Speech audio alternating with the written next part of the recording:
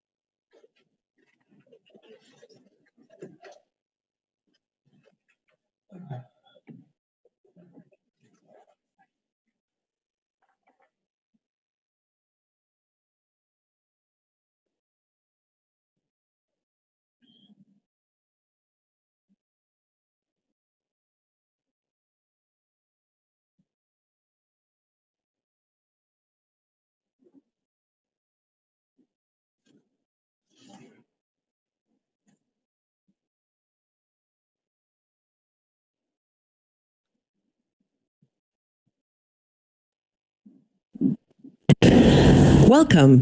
Bienvenue. English interpretation is available for this meeting. L'interprétation vers le français est disponible pour cette réunion. Afin d'en bénéficier, veuillez cliquer sur la touche plus en haut à droite de l'écran ou sur la touche interprétation en bas de votre écran. Par la suite, sélectionnez interprétation de langue. Après, cliquez sur français et sélectionnez couper l'audio original. Une fois votre choix est coché, cliquez sur terminer en haut pour valider. La sélection des langues est importante non seulement pour écouter l'interprétation, mais également pour intervenir sur le bon canal. For English interpretation, click on the More button at the top of your screen or the Interpretation button at the bottom of your screen. Select Language Interpretation. Next, select English and mute original audio. Then click on Done at the top of the screen. Selecting your language is not only important to be able to hear the interpretation, but also to ensure that you are speaking on the right channel.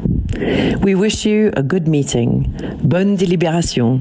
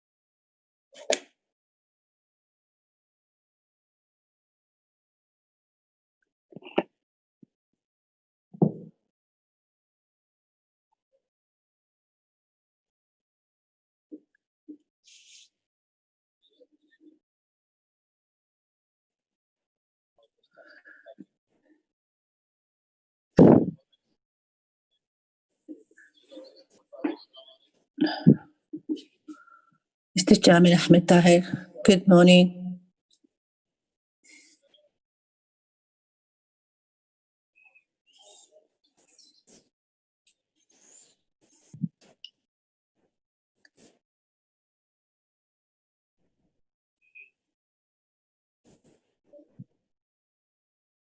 Good morning.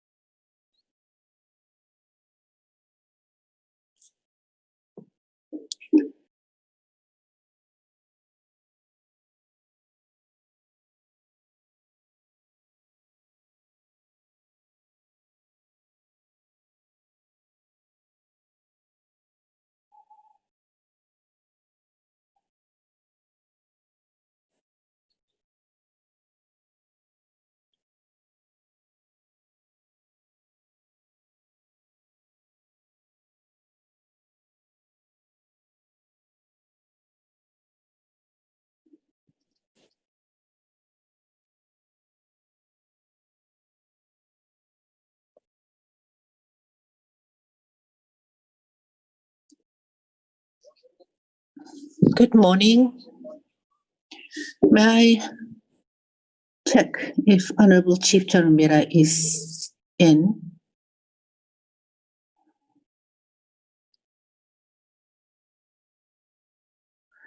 Can you hear the English?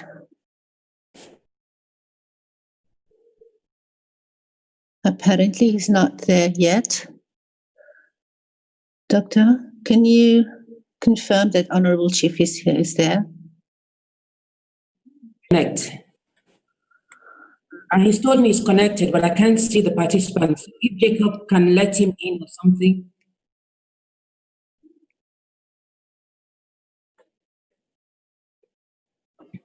I don't know if you can let him through WhatsApp, maybe. IT, maybe if you can connect his phone. I'm not seeing his device. Maybe he could raise his hand up so that we see. Oh, I've seen him. Okay, very good.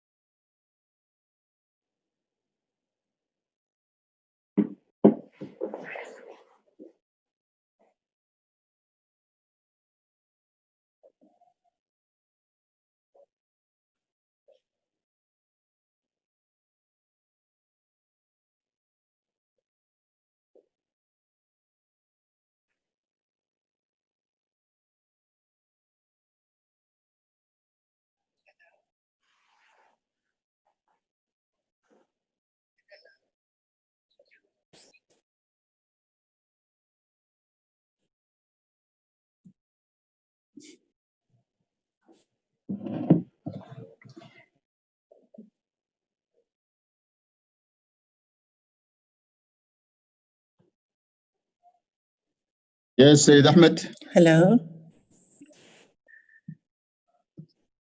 Good morning. Good morning, Honorable.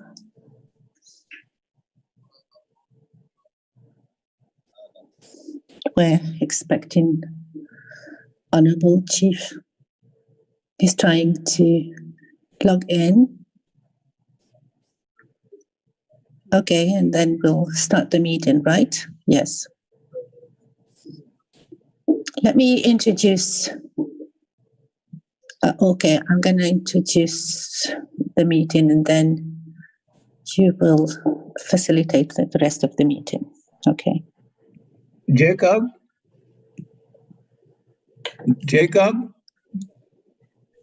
Yes, Prof.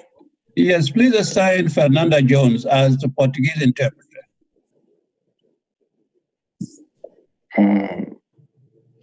I cannot see her device. Okay, I've seen. Yeah, she's.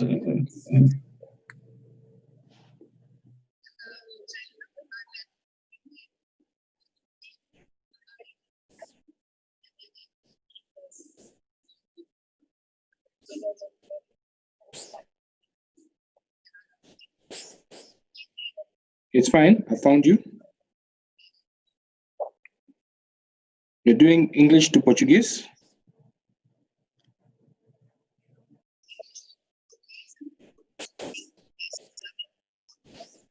Done.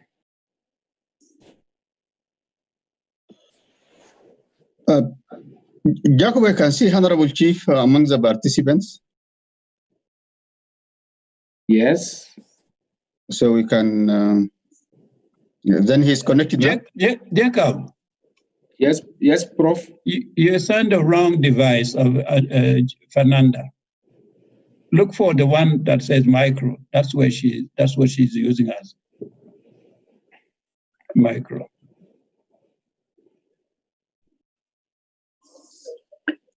Well, I see Honorable Chief. Prof, I've assigned the correct device. It's written micro. It is? Yeah. Okay. I'd like to make sure that the IT has logged Honorable Chief in. Can you confirm, IT? Fine. Now I can't hear you. Hello? Hello? Jacob. Yeah, very faint. Can you start? Faint. Can you be a bit louder? English, can you hear the English? Sorry? Can you hear me? Can you hear the English? I can hear you, but very faint. I don't know why. Okay. I can hear you very faint. Je vous entends, mais faiblement. Je vous entends Yeah, can you faiblement. just adjust the volume of your phone or your listening device, Honorable Chief? Je vous entends, mais faiblement. Is that better? Honorable? Hello? Yeah, hello. Hello? Yeah, can you hear Can you me hear now? me? I can hear you. Yes, very low volume, but I can hear you very low volume. Adjust your volume, please. I have done so. Okay. Unless there's another volume which I don't see. My own volume is adjusted to high. Jacob. I can hear. Yes. Jacob, I can hear Rui on the floor. Rui, tell him to select Portuguese. I can't hear Rui.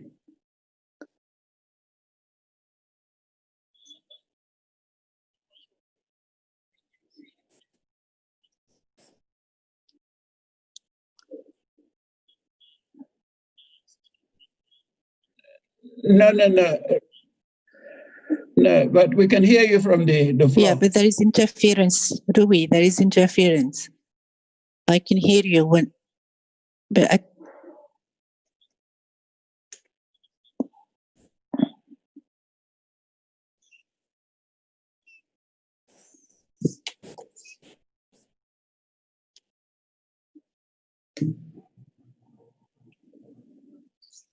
Okay, can we start? Yes.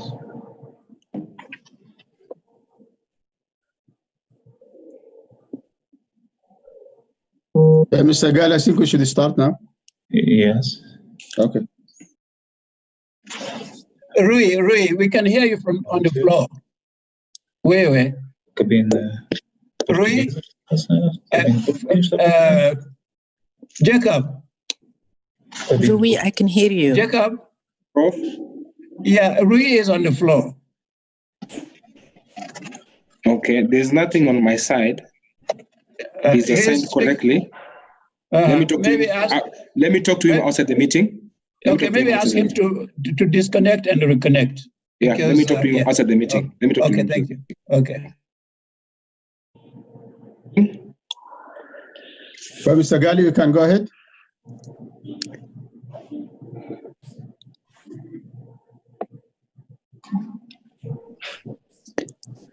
Can we start, Prof?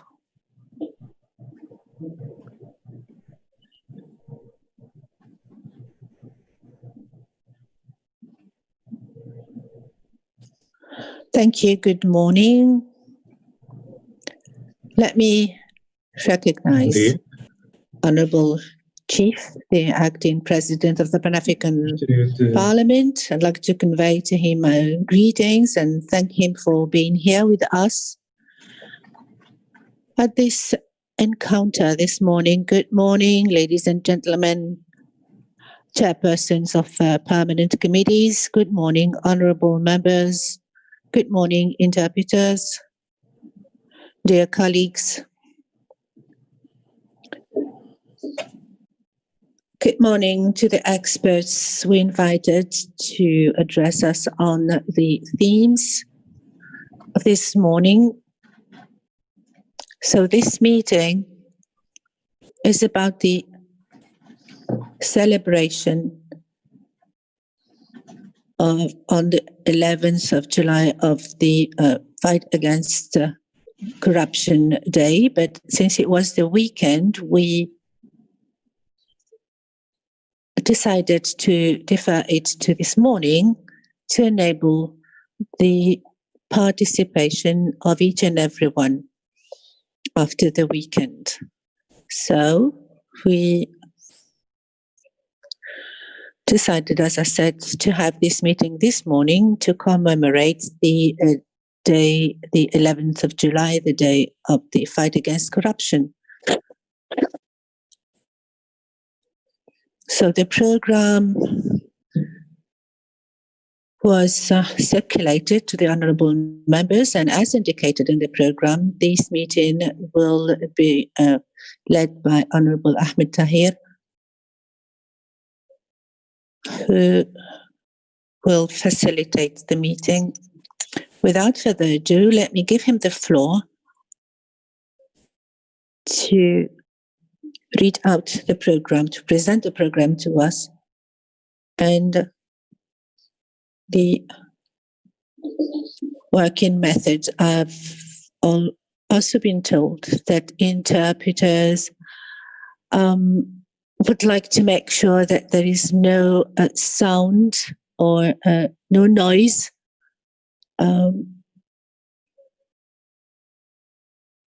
from the part of the honorables. So please mute your mic if you are not taking the floor. Unmute it only when you take the floor. Thank you very much. This being said, let me give the floor to Honorable Ahmed Tahir, who will get us through the program, and he will chair this meeting.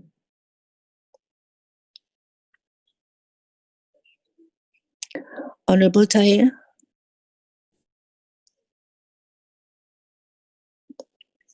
Good morning. Good morning, Acting Clerk.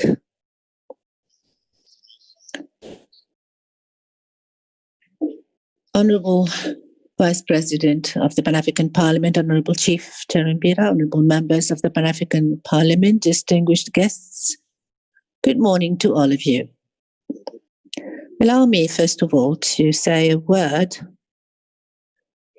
the Pan-African Parliament that entrusted me this morning with the facilitation of our discussions this morning on the theme of sustaining the fight against corruption in Africa under COVID-19.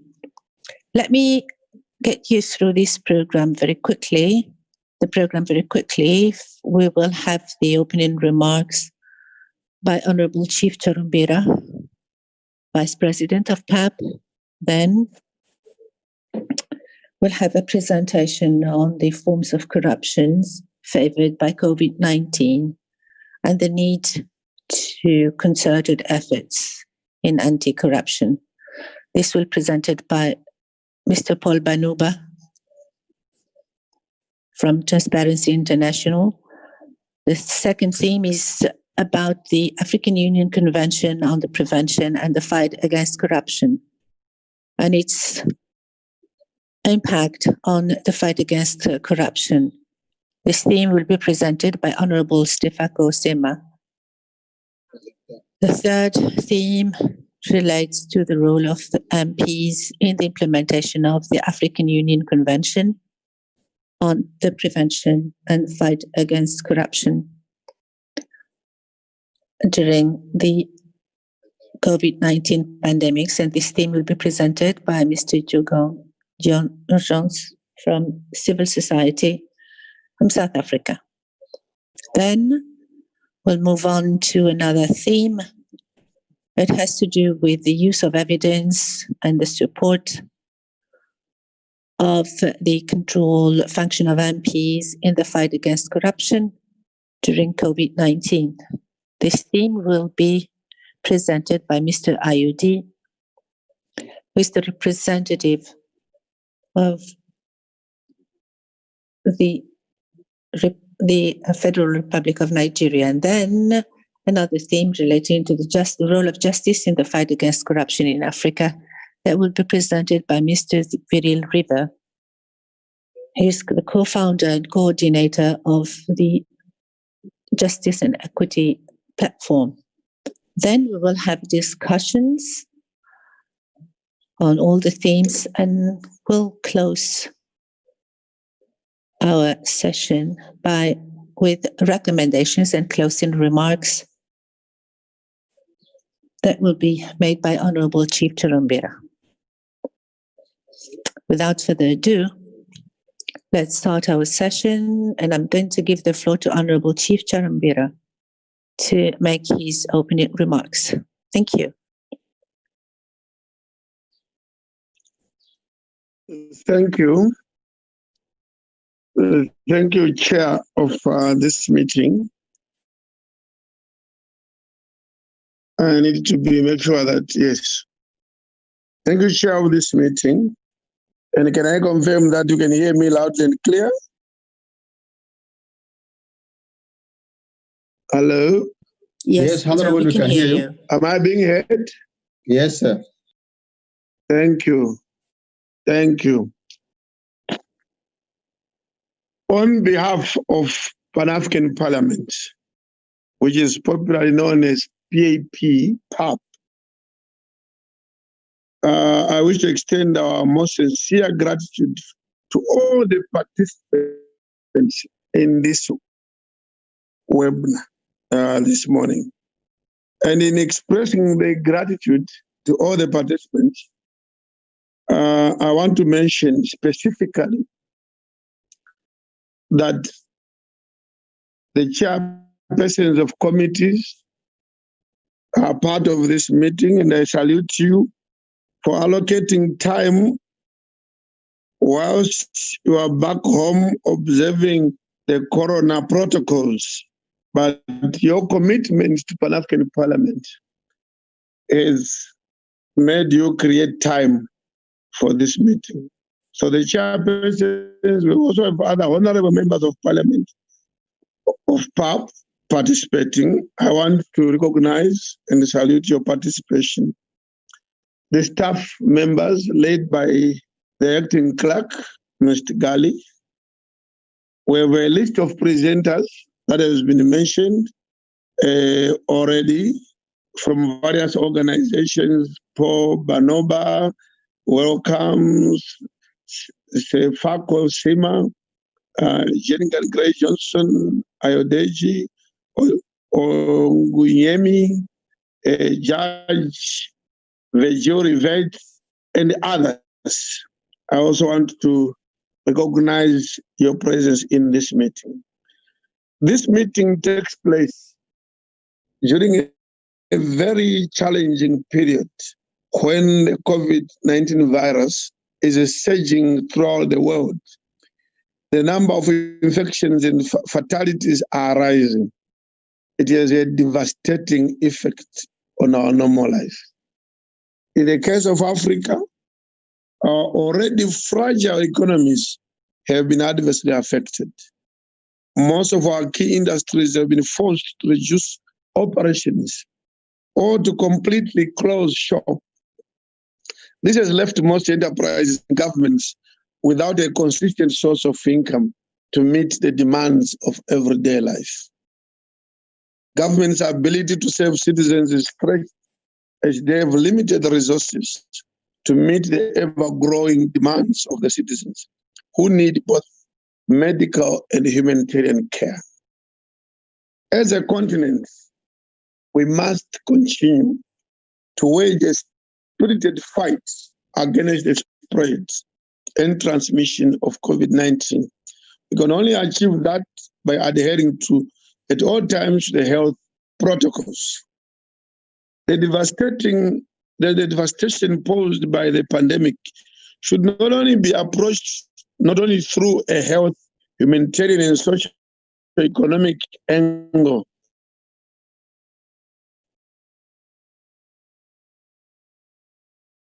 but also seen as a governance issue.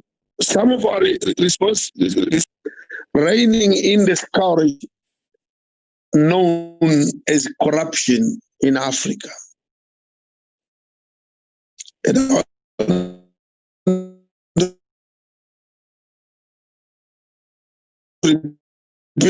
that some of the governance issues include coverage of corruption, and responsibilities towards eliminating corruption will guarantee us a better tomorrow and recovery from present challenges.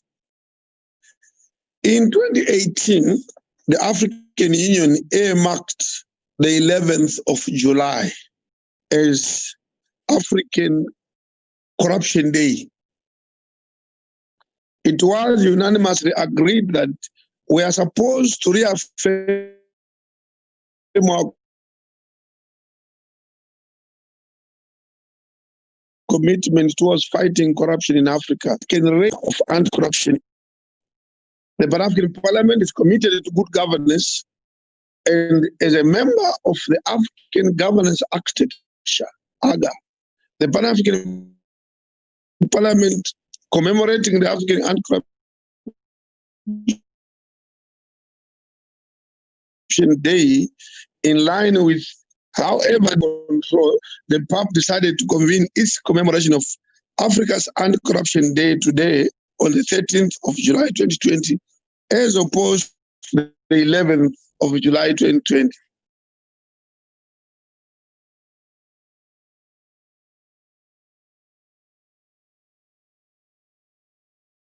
Even though our commemoration is a few days after the Oversight Day, our resolve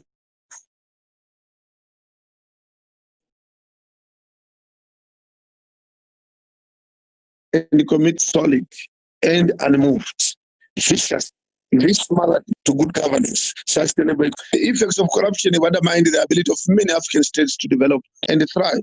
Through collaborating with other organs of the African Union, such as the AU, ABC, and APRM, we have convened several activities that highlight our disdain for corruption, as well as our commitment to eradicating it.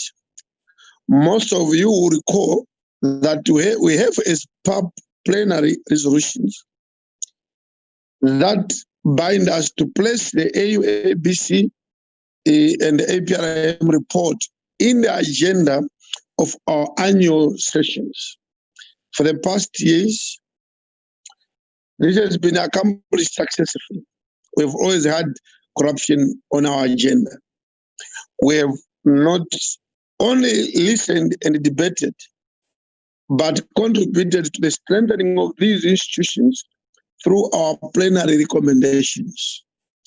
Today, we meet to add on to the work we have done in the fight against corruption in Africa by commemorating the Anti-Corruption Day and placing emphasis on corruption that is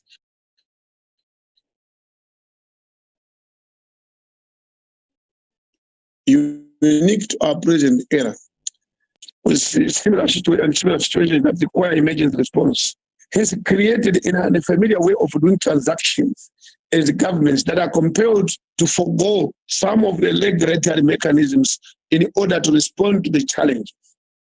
And now I'll repeat this one. The COVID-19 pandemic and other similar situations of emergency, and that require emergency response. Those situations have created in a familiar way of doing transactions that includes tenders. As governments are compelled to forego some of the regulatory tender, the challenge is that some unscrupulous persons have taken advantage of this situation to act corruptly. Several media reports from most African countries have covered unflattering stories of grants, state looting, and flouting of procedure. Such corruption is not good for the well-being of our continent, as it takes away resources from those areas of development that need attention. And speaking from Zimbabwe, we have just fired the Minister of Health in Zimbabwe only last week because of these corrupt activities, taking advantage of the emergency procurement under COVID-19. The Minister of Health has been fired because of conduct which is inconsistent with his office, basically relating to gender irregularities. And as I'm speaking on behalf of the Pan-African Parliament, I want to emphasize the role of parliamentarians Eu gostaria de enfatizar o papel dos parlamentares. Corruption during these difficult times. It is our role as MPs to ensure that state institutions that are tasked with defeating corruption are adequately resourced and competent to execute their mandates.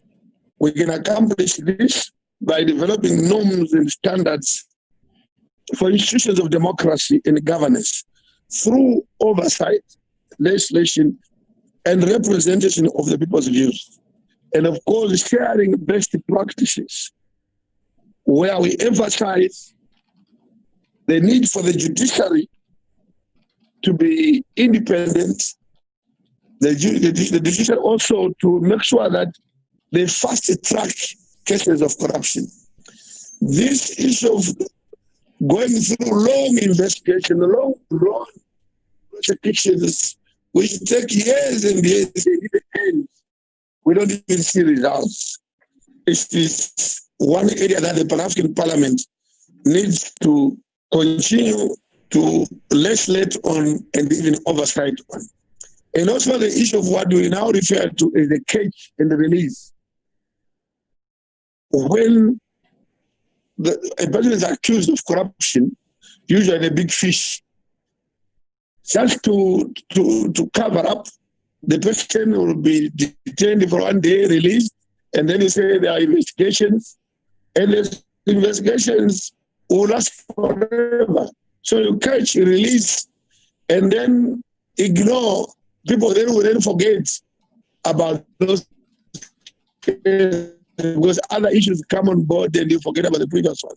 So we condemn as PAP the catch and release syndrome in corruption cases. And the whole issue of corruption only targeting small fish who they've stolen $1,000 or $100. The big swindlers of money, the big thieves that take from big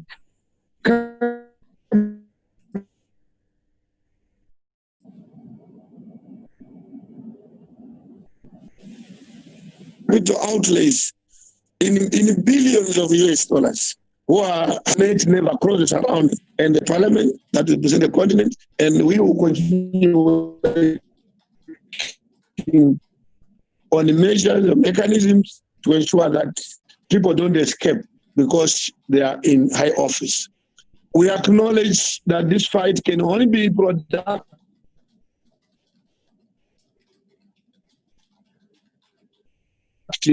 if we work together. Consequently, Pan-African Parliament critical stakeholders, such as African citizens themselves, civil society organizations, the judiciary, audit and anti-corruption institutions.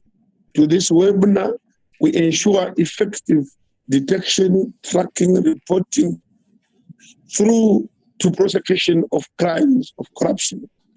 In closing my remarks, I would like to reaffirm the commitment of Pan-African Parliament to partner with you all to ensure an enhanced governance in Africa and attain sustainable socio-economic development.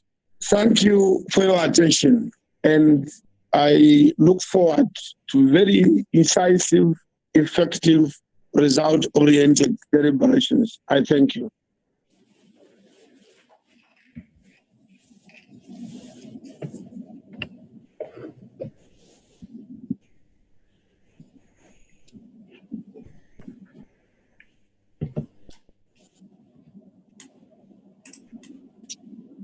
Yes, Honorable Tahir.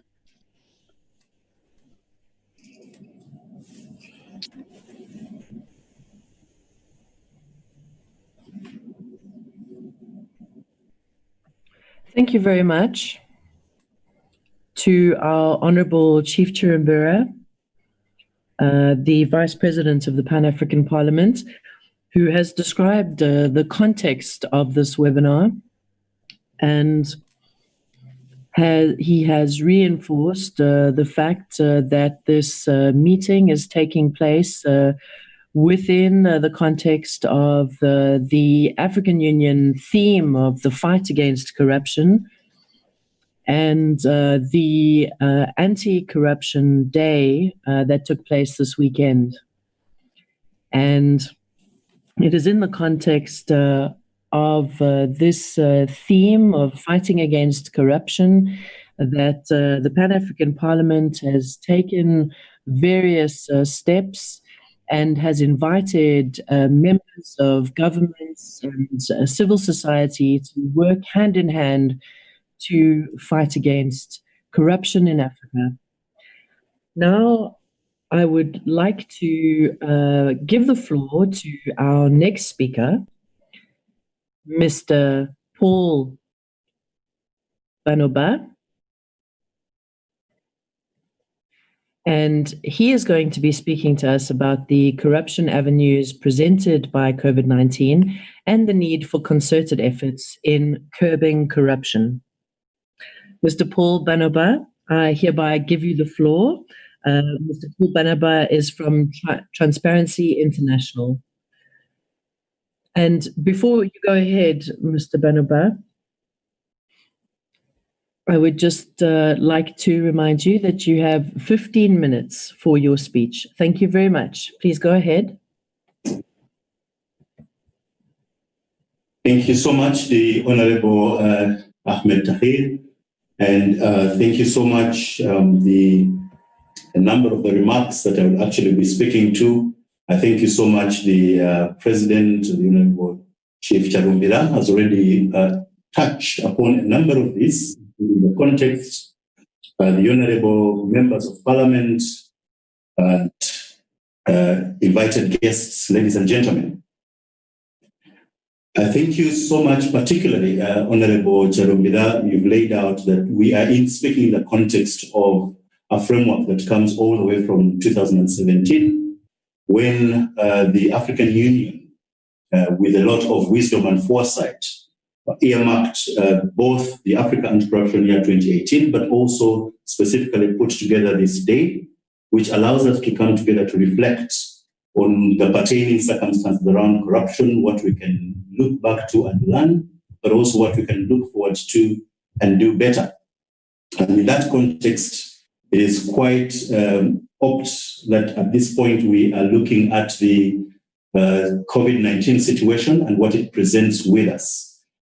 COVID-19 has brought very peculiar circumstances to everybody across the globe in terms of the public health implications itself, but also in terms of the economies that are currently under lockdown, in terms of our people that had to stay at home and not go to their jobs, reductions, shrinking of the economy in various countries. And all these measures required a response from the states, but also from the partners that these states work with. And these responses have taken various shapes, but has all involved large resources.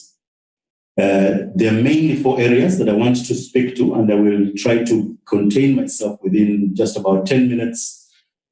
There are mainly 4 areas. There is the public health response because of the nature in which COVID-19 presented itself and its implication on public health. And then there is also just the idea that a number of members of society had to do the social distancing, which included lockdowns. So there were responses of a social dimension, including social protection requiring resources to then help those who found themselves in unemployment. There was also a dimension that required to keep the economy going, and states put together budgets and measures to inject into the economies some substantial resources to sustain the economies. And a small measure that I also wish to speak about it was around the monitoring of these resources. I'm mentioning that because it speaks to what we're talking about now, but it's also quite small and it's particularly challenged. And it also speaks to the opportunities arising for corruption and the absence of monitoring and other measures to support that. Just to give a picture of the scale, and I'll pick just one state here. A number of states put together budgets and resources to respond to this situation. The state of the Republic of South Africa injected all the way to almost 10% of GDP in terms of the budget put together to support the response to COVID-19. And that gives an idea of the scale of resources we're talking about being injected. And then comes the idea that all this needed to be done extremely fast in order to sustain and contain the situation, but also sustain the economies. The speed with which these resources then have to reach where they need to go presents particular opportunities. But let me speak to just about 5 opportunities and then speak to the recommendations that would come around these 5 opportunities and close it at that. In terms of the response, particularly, we need to note that the way in which states responded, the way in which they shaped their response is important.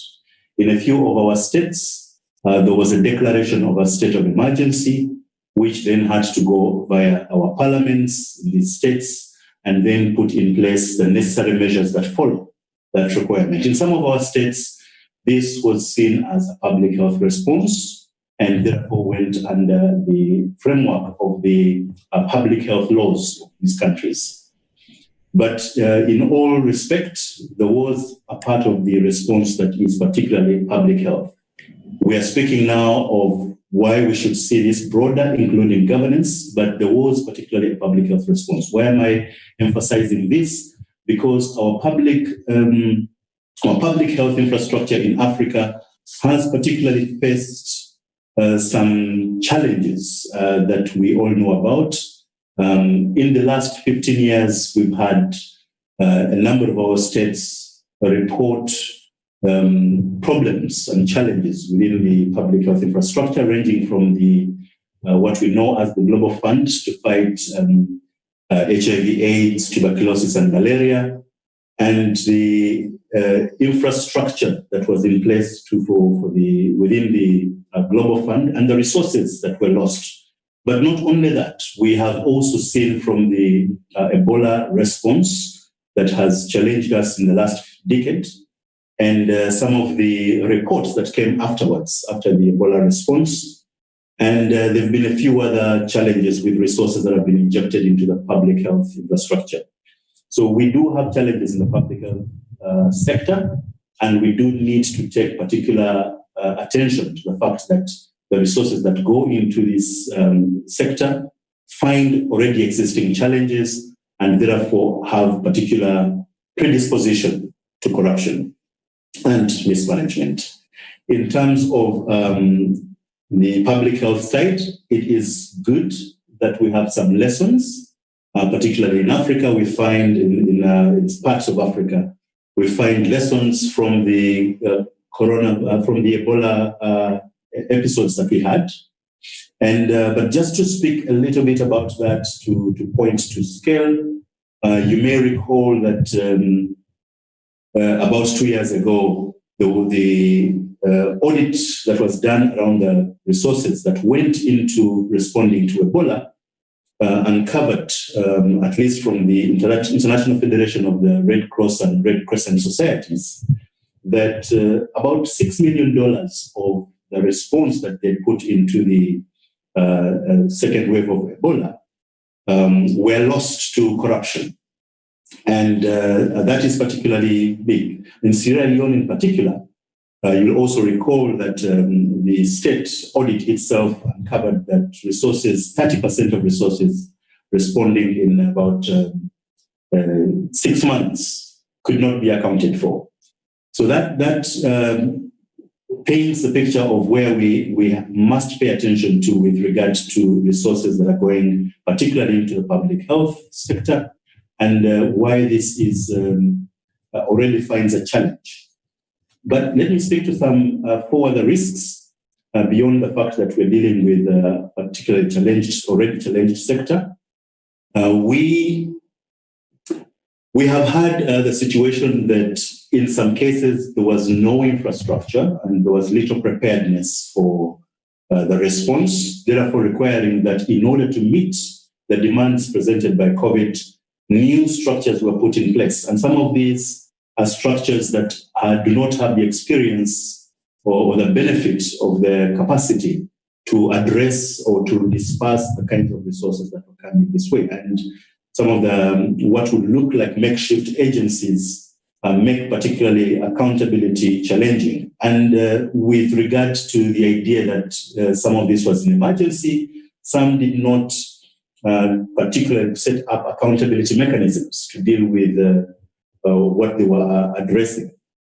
And the lack of accountability means that any problems are going to be addressed later.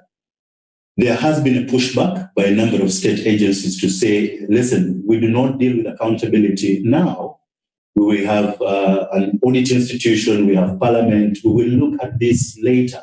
Allow us to save lives, allow us to address what we need to do. We will look at all this later. We have audit requirements and things like this.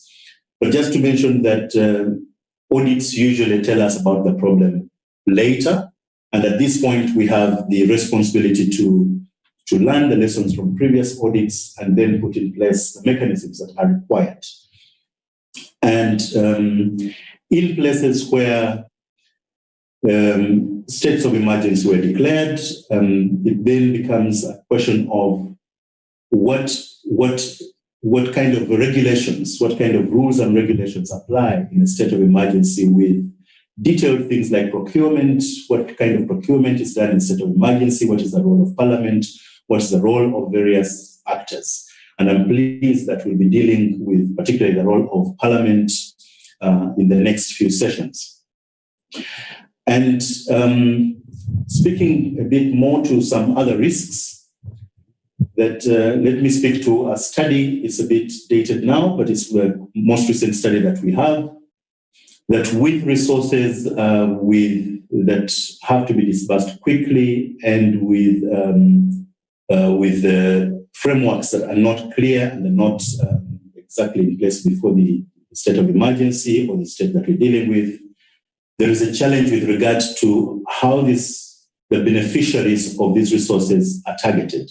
When it comes specifically to what I call the social protection, where we're talking about getting across the country to the vulnerable, the poor and vulnerable, not all our states have mechanisms that detail who exactly is the most appropriate person to receive this aid or this help and how to reach them and what exists by way of mechanisms to reach them.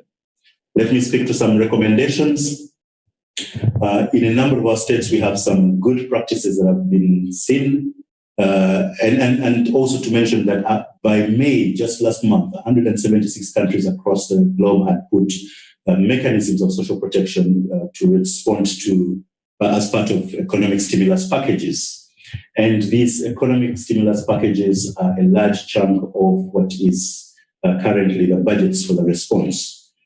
Some states have done an excellent job of doing this via using technology, modern technology, but not all our states have the same infrastructure to use technology for this.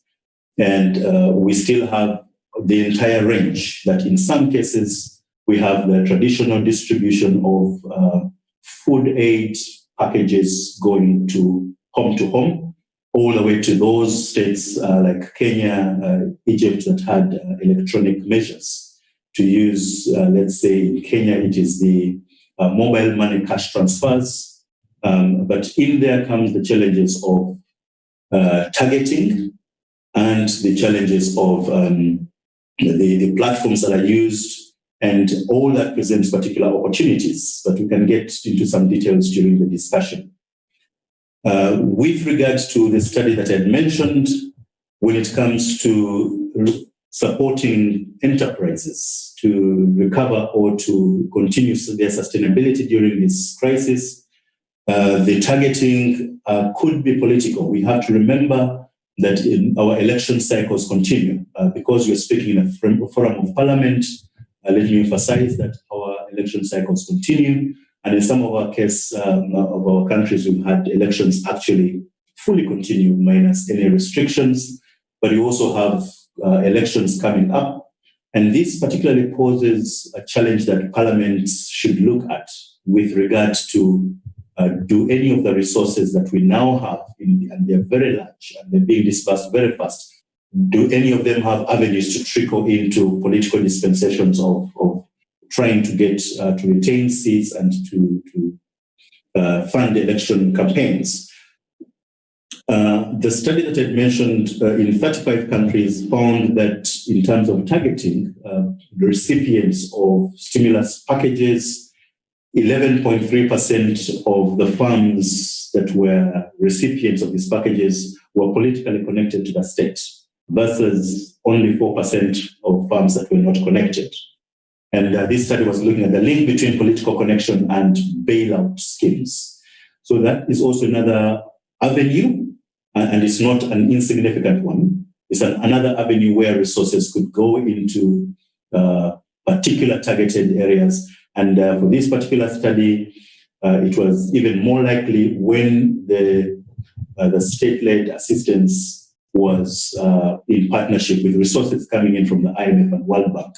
And you will recall, ladies and gentlemen, honorable members, that a lot of our states did not have the required resources at the time to address COVID-19. It just landed on our lap at the beginning of the year. And a number of our states had to then seek the assistance of our partners, including the World Bank and IMF, which this particular study speaks to. So based on what we know, what can we call for? A few things. Comprehensive data, in this particular instance, comprehensive data on everything possible that is pertaining to the response, comprehensive data on potential beneficiaries, comprehensive data on how much has been done, where it's been done. And by this, we also mean in terms of planning, if citizens are aware of the packages and what is planned by way of help, it then becomes a responsibility of the rights, the citizens that are meant to hold these rights to actually come and request, demand, report these rights. But that also calls for our mechanisms to have complaint mechanisms as part of the infrastructure. But complaints can appear like a negative term, but the complaint mechanism here is to talk about the ability of the citizens to then give feedback to whatever unit, whether it is in the public health infrastructure or an overall overarching unit responding to COVID, to say this was the plan. Our society was meant to receive help by June, and we have not seen anybody here. Where someone is reporting that we have received help, we haven't. So those kinds of mechanisms allow those who are responding to then receive feedback, and the call is to make that as transparent as possible and to make it as detailed as possible. Where parliament oversight is still a possibility, the call is to actually make provision for it.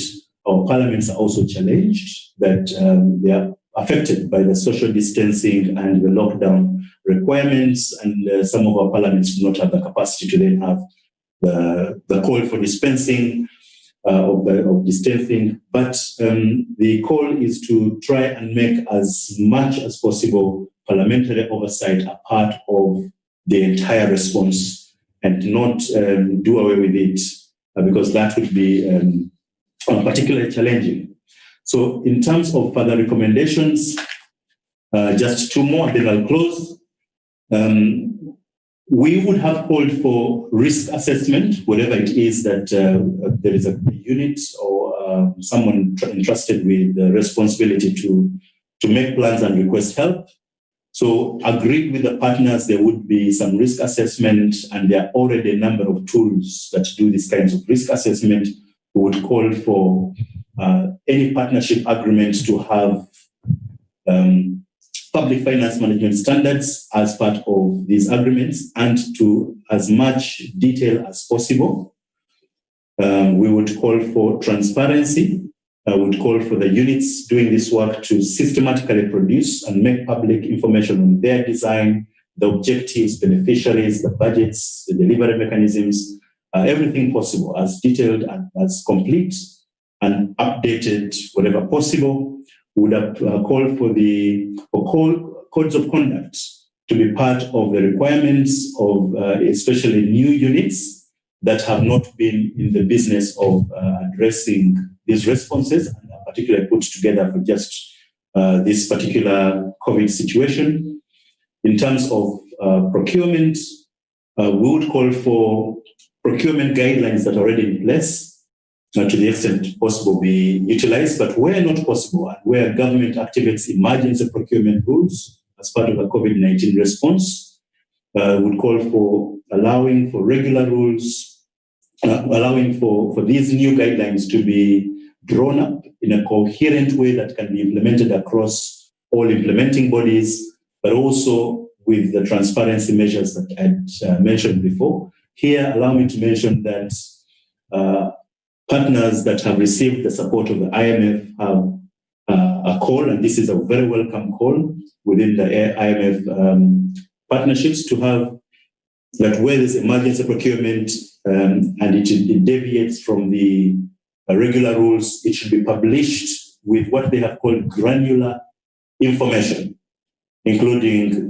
if there is a deviation, the reasons for that non-competition where there's not been any competition, dates, prices, contracts, beneficial ownership information, and this is extremely important for all companies that are receiving bailouts, for example, or part of the supply mechanisms to respond to COVID. We need to understand who are the beneficial owners behind these companies, and all approval. Hello. All approval should be, and I'll wrap up in a minute. All approval should also be transparent, and wherever there is a possibility, clawback clauses. So what we've learned from the Ebola response with the companies that participated in some sort of malfeasance, the lesson now is wherever it's possible to have clawback clauses that allow the states, the responsible agencies, to be able to recover resources that have gone in a wrong way. And I keep mentioning states here because what has happened with the COVID-19 is that a lot of the response is centralized in states. A number of our colleagues in society are back home, but even where lockdowns are being lifted and restrictions are being relaxed, no civil society organization began 2020, the year 2020, with an annual plan with a budget line for monitoring COVID-19 resources. We are all responding and adjusting as we go along, and grateful to partners who have made resources available for that type of monitoring. But until usual monitoring frameworks are in place, the state, which has a centralized way to respond, would do well to be as detailed as possible, as transparent as possible in putting out information. And the role of technology cannot be underemphasized. Allow me, Honorable Ahmed, to stop there. And I thank you very much, honorable members and ladies and gentlemen.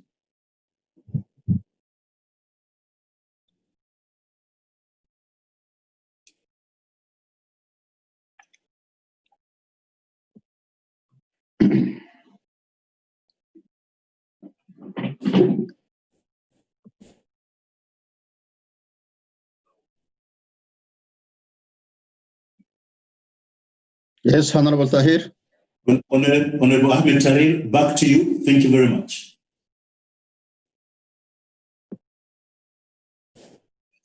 Thank you. Thank you very much.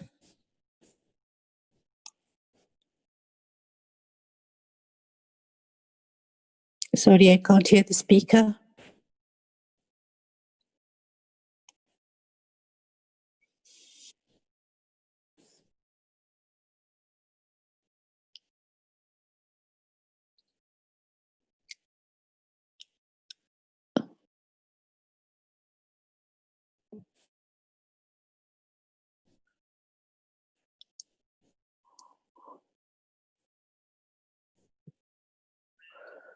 Honorable, please switch on your mic. It's off again. The speaker's mic is off.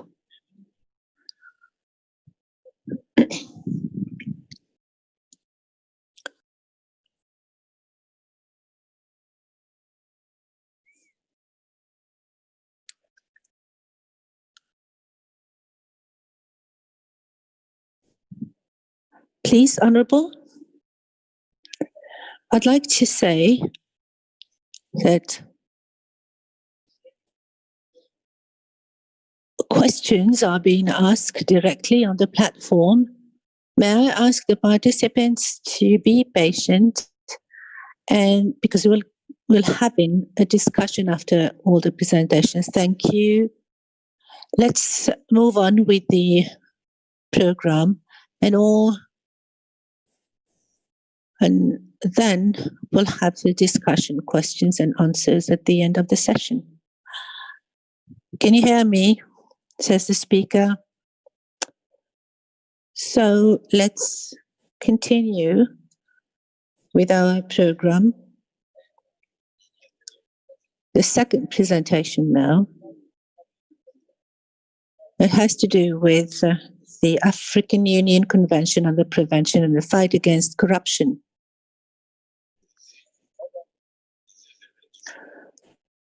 And its implications in the fight against corruption. This presentation will be made by Honorable Sepako Seba from the African Union. Mr. Seko, the floor is yours.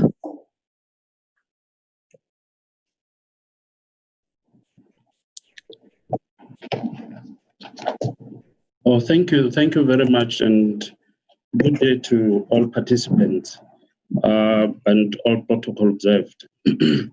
I've been asked to make a few remarks or a presentation on the African Union Convention on Preventing and Combating Corruption and its implications on combating corruption.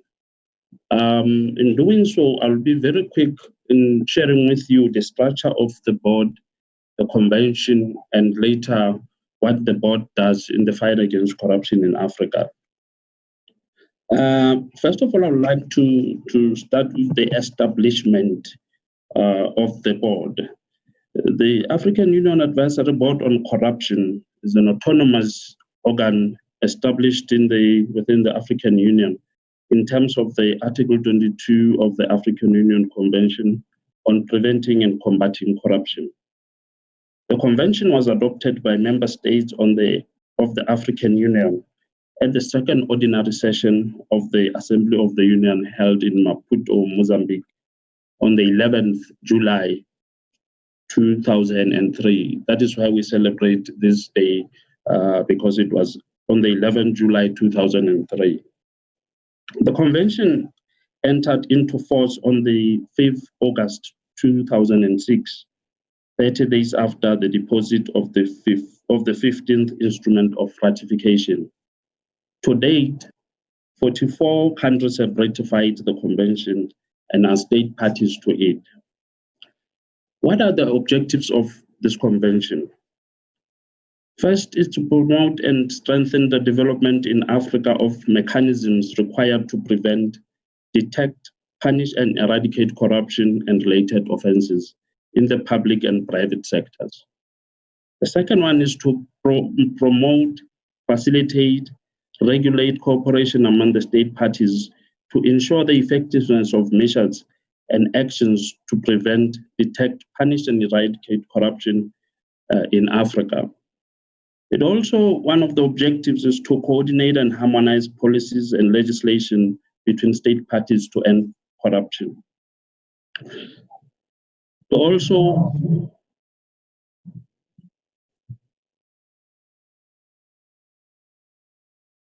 I'd like to make sure that interpretation is working because I can't hear the interpretation for now. Okay. Can you hear the French? Yeah, go ahead, sir. Okay. I was sharing the objectives of the convention. One of them is to establish the necessary conditions to foster transparency and accountability in the management of public affairs. Then, what is the scope of the convention? This convention is applicable to the following acts of corrupt and related offenses. 1, the solicitation or acceptance of any goods or monetary value, the offering or granting of any goods of monetary value, issues like the abuse of office, illicit enrichment, the use or concealment of proceeds derived from any acts referred to in the article. Those are basically, by and large, what the scope of the convention is.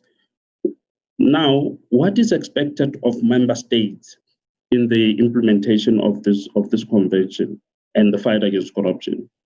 Member states are expected to adopt legislative and other measures that are required to establish as offenses the acts mentioned in Article 4.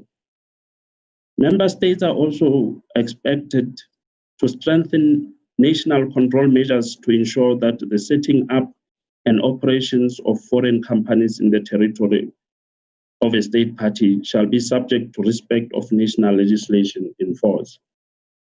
To also, as are expected member states to establish, maintain, and strengthen independent national anti-corruption agencies. They are also expected to adopt measures that ensure citizens report instances of corruption without fear of consequence reprisal. They are also expected to adopt and strengthen mechanisms for promoting the good education of populations to respect the public good and public interest and awareness in the fight against corruption and related offenses. What are the major provisions of the convention? We have a provision in the convention that relates to money laundering of proceeds of crime, declaration of assets, access to information, political funding, party funding, private sector, civil society and the media, confiscation and seizure of the instrumentalities and proceeds of corruption, bank secrecy, cooperation and mutual legal assistance, etc. Now, what is the mandate of the board? The mandate of the board mainly is to promote and encourage the adoption of measures and actions by state parties to prevent, detect, and eradicate corruption. To submit also a report to the Executive Council on a regular basis on the progress made by each state party in complying with the provisions of the convention. The role of the board also is to promote, as we said, and encourage adoption and application of anti-corruption measures in the continent, to collect and document information on the nature and scope of corruption and related offenses. Having said that, now I come to the structure of the board. The board comprises of 11 members. Board members come from member states of the African Union. They are elected by the Executive Council of the African Union to serve for a 2-year term, renewable once. The board is served by a secretariat based in Arusha, Tanzania. The board works with various stakeholders on anti-corruption landscape. Progress on the implementation of the convention. Many of our member states in Africa have made firm commitments to preventing corruption. To date, for example, 49 of the 55 African Union member states have signed the convention. Of this member states, 44 have ratified the convention and have gone on to domesticate the convention through enactment of national laws, as well as establish anti-corruption agency. They are indeed commendable efforts that must be lauded. However, some gaps still exist, as 14 countries are yet to ratify. The board, as I said earlier, also works with the civil society. organizations. Part of the board's broad mandate under the article includes developing strong partnerships with the African civil society organization. We have, as the board, built partnerships with the African Commission on Human Rights and People's Rights, the African Civil Society, the governmental and intergovernmental organizations to facilitate the dialogue in the fight against corruption and related offenses. The board also has the relationships with the media, as Article 12 of it puts emphasis in civil society and the media, that where state parties undertake to be fully encouraged in the fight against corruption and related offenses, and the popularization of this convention with the full participation of the media and civil society. Chairperson, having said this, I wish to state that there could be more that one could say about the role of the board and the implementation, its implications on combating corruption. But having said this, I think I have outlined by and large what the board does and what it's doing, and maybe I'll be guided by questions later. Thank you very much. I hand it over back to you.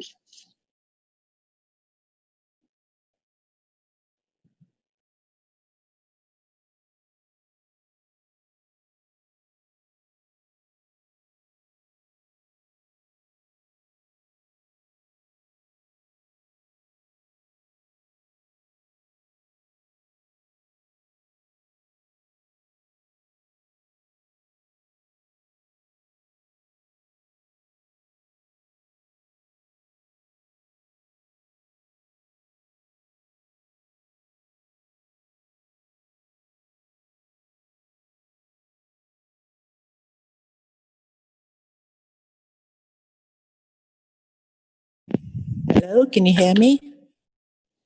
Yes, you can hear your neighbor.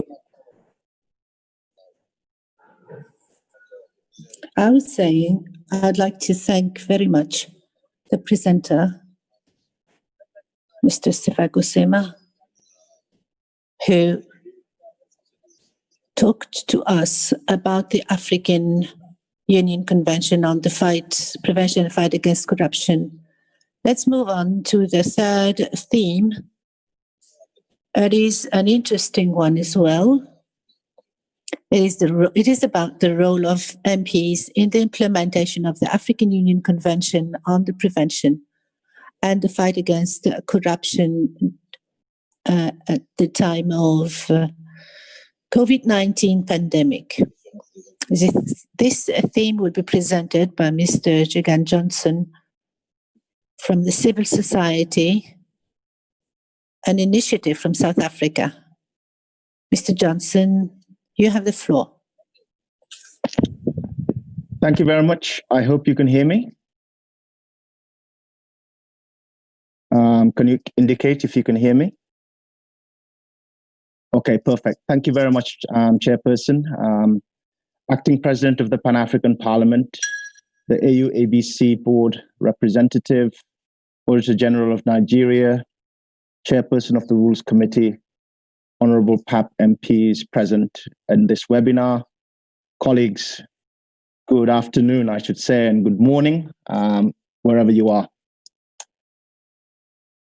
My name is Jagan Gray Johnson, as was introduced, and I'm with the Africa Regional Office of the Open Society Foundation based in Johannesburg. Honorable Chairperson, let me first start off by stating the obvious, but I think it needs to be stated, that the African continent, like the rest of the world, is facing unprecedented times. Our economies, our politics, our state infrastructure, in fact, our whole way of life has been interrupted by the COVID-19 pandemic.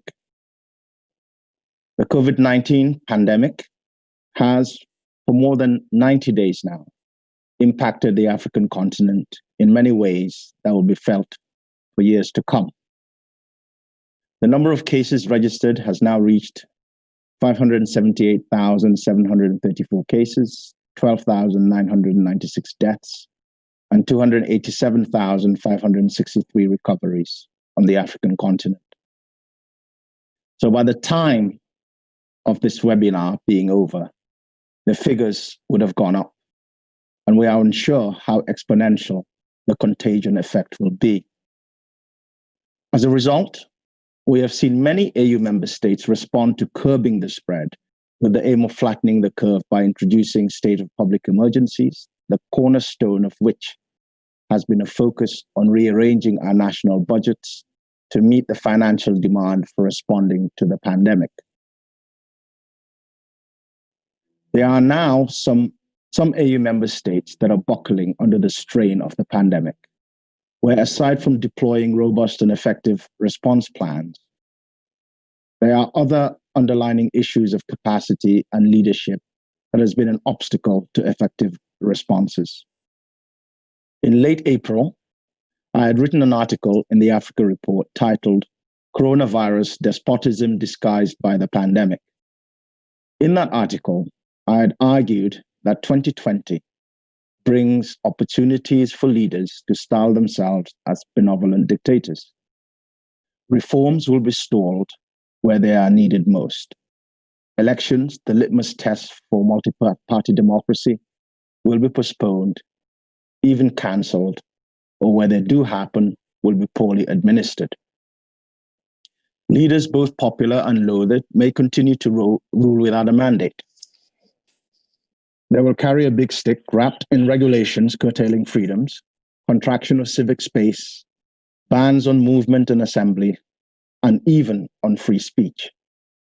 These flow from the newfound control in the form of the lockdown. There are also unintended consequences, but people will see through the pretext and try to mobilize. Now, why did I choose to raise these issues? Precisely because we are in uncharted territory. We are in a whirlwind of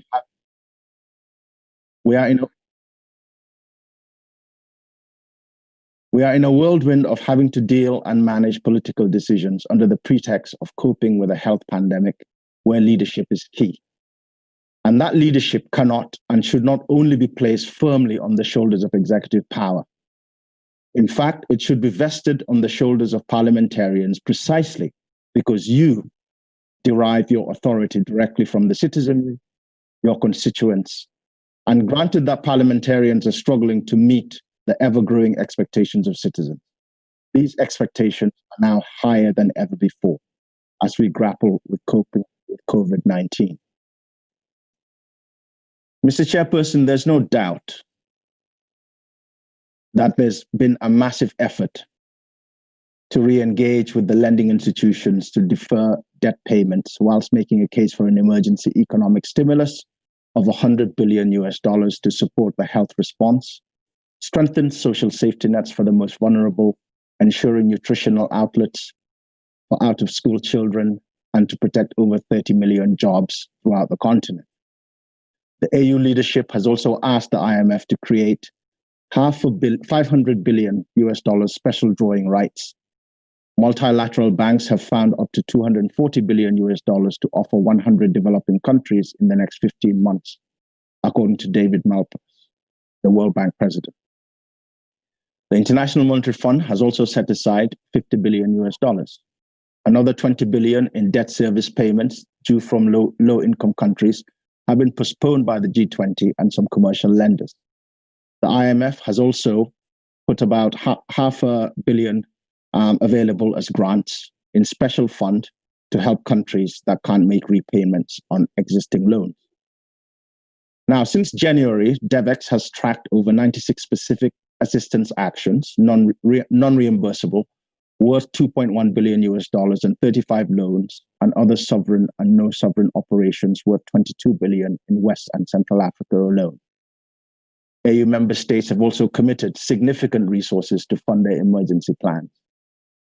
These amounts of monies are massive, and the possibility of the funds being mismanaged, misused, abused, and stolen is very real. There is need, therefore, to assess the levels of oversight, tracking, and monitoring of COVID funds. Data suggests that citizens hold parliamentarians to account principally for the services that they deliver outside of Parliament, and not necessarily for the laws that they pass or for their ability to oversee the executive. The COVID pandemic has therefore placed PAP MPs front and center of optimally and effectively representing those that elected them to serve their interests, and as a result of that, would be seen much sooner than expected. This decision today pushes us to focus on what we can do as non-state actors and CSOs to ensure that the role that parliamentarians play, particularly the PAP, is vital. Especially, one, in ensuring that a people-centered approach to saving lives and livelihoods are front and center of any national response policy by elevating the demand for public accountability. Two, ensuring that the executive overreach is curbed to ensure that proclamations and regulations are not in breach of the rights of citizens as per dictates of respective constitutions, which should also be in line with the human rights treaties, the transparency commitments AU member states have committed to, like the African Charter on Human and People's Rights, and the African Charter on Democracy, Elections and Governance, and the AU-CPCC. Also, there's need to prioritize plans that will ensure that state resources are channeled towards objectives for which they are meant. In other words, the principles of accountability and transparency must be uppermost in the minds of all our parliamentarians. And finally, there's need to amplify your voices as a collective of the more than 230 plus MPs representing the 1 billion citizens for prioritization of funding to the Africa CDC through the leverage you have as the people that appropriate funds and pass national budgets and use the platform as PAP MPs to track these commitments by member states in supporting the Pan-African Health Project. Mr. Chairman, I know that these are lofty but necessary asks, and it will make a difference between fragility and disintegration, trauma and triumph in many AU member states. How we deal with ensuring that principles of accountability remain the cornerstone of our respective governments is vital, especially at this time when political uncertainty remains high. For instance, in ECOWAS, countries like Mali, Guinea, Burkina Faso, Gambia, Cote d'Ivoire, or even in the East, in Uganda, South Sudan, Sudan, and Ethiopia, and in the South, Zambia, Mozambique, Zimbabwe, to name a few. These countries and many others had major challenges before the COVID-19 pandemic. They faced and continue to face a combination of challenges of reforms, rising poverty and high unemployment, social cohesion, unsustainable debt and national economic insolvency, broken health systems, and in some cases, full-blown conflict in certain locations of their territories. Added to these multiple challenges, we are also faced with the reality that pivotal AU institutions remain operating at half capacity. The Pan-African Parliament, for instance, is closed, unable to function fully, only virtually convening.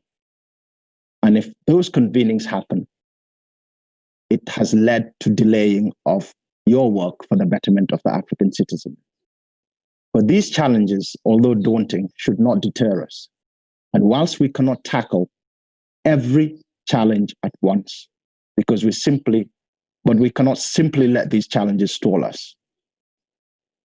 So let me make a few humble proposals.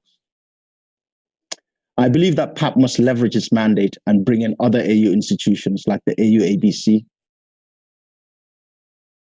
Yes, I'll be concluding now. Absolutely. So in essence, as it stands now, yes, you can hear me. As it stands now, some of the proposals that I was going to make, I hope that we'll be having it in the discussions. But let me just conclude by saying that finally, on the public health front, that the Africa CDC needs to be supported in order to elevate the priorities that it has identified in ensuring that health-related surveillance and innovative information systems with a focus to improve capacity for event-based surveillance, disease prediction, and improve public health decision-making is a priority. for all Africans. And I think as the Pan-African parliamentarians at the forefront of appropriating budgets have got the mandate and have got the legitimacy to ensure that we put our money where our mouths are and continue to support some of these lofty proposals. Thank you. I'll stop there.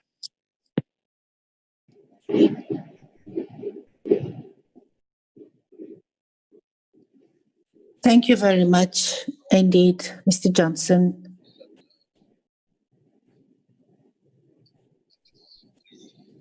For this very interesting presentation. We'll move on to the fourth theme in relation with the use of evidence and the support of the control function of MPs in the fight against corruption during COVID-19.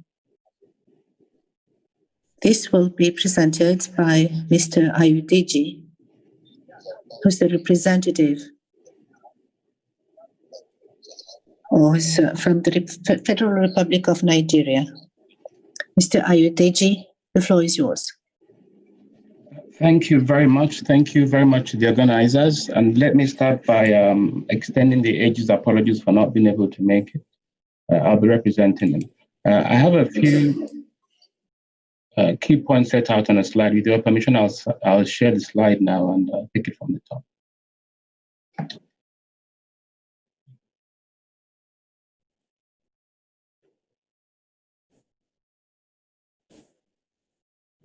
So the question lends itself to a very straightforward answer. The answer to the big question about how Parliament can better use evidence agreed during this general session and what support that is taking place now. The answer agreed or adopted the draft law. Simply is more effective collaboration between Parliament and its audit institution, the Supreme Audit Institution. But I'll try to unpack that in a bit of detail so that I can carry you along. The question is too big to answer, just such a simplistic answer. So I'm going to run you through very quickly an overview of the parliamentary oversight function. We'll talk about key considerations for tackling COVID-19. We'll talk about the role of the Supreme Audit Institution. We'll talk very quickly about areas of risk and possible audit interventions. And then we'll go into the meat of the matter, which is the effectiveness of the audit institution and its relationship with Parliament. And then we'll talk about specific steps that the audit institution can take to support Parliament better. This is all about a win-win, because if Parliament works well with the audit institution, everybody benefits, including government. So we'll spend a few minutes talking about the benefits to government. And then we'll conclude with a few risk factors, things that may go wrong that we need to be mindful of if we want to get this right.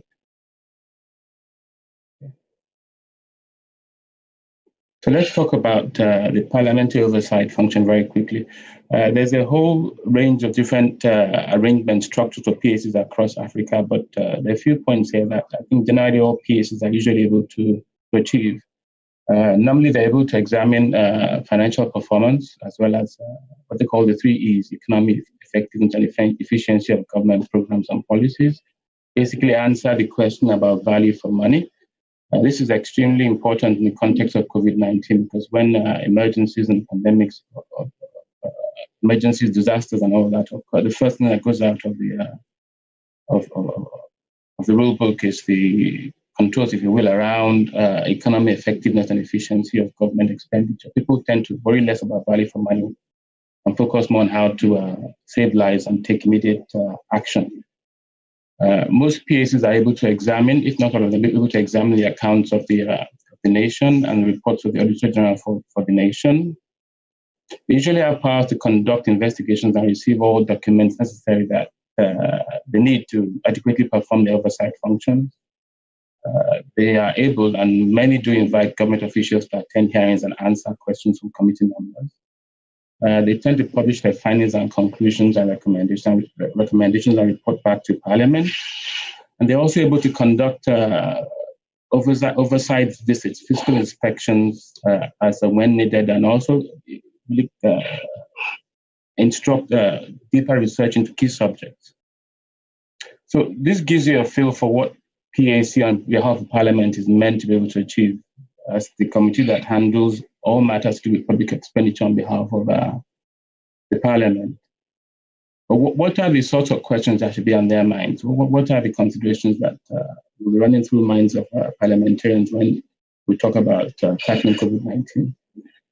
Not wanting to do the work of the executive, they will be thinking though, where are the areas of need and what interventions are required, and can the interventions be as quick as possible? Can they be proactive rather than reactive? They'll be thinking about the flows of aid and other sources of income into the country, the state, to support the government to tackle COVID-19, wanting to understand what is coming and how it is being spent, and who are the actors providing the funds, and who are the actors doing the spending, and what exactly are they achieving for the money that's being spent. They will want to understand the overall quantum of support that's available to the country from all sources. Better have a feel for the gaps that might exist and how they might be filled. Parliamentarians and PAC will want to understand better what interventions are being done at subnational level, what interventions are led for national governments, and how are those two levels, as it were, aligned? How are the responses, interventions from the public and private sector aligned? Are people duplicating efforts and leaving out areas of risk, areas of need? As politicians, usually they would want to know how citizens can be kept informed on progress with relief efforts and how they can be given assurance that efforts are well targeted and are being done effectively. There'll also be questions around what does the country need to do now to be better prepared for a post-pandemic world.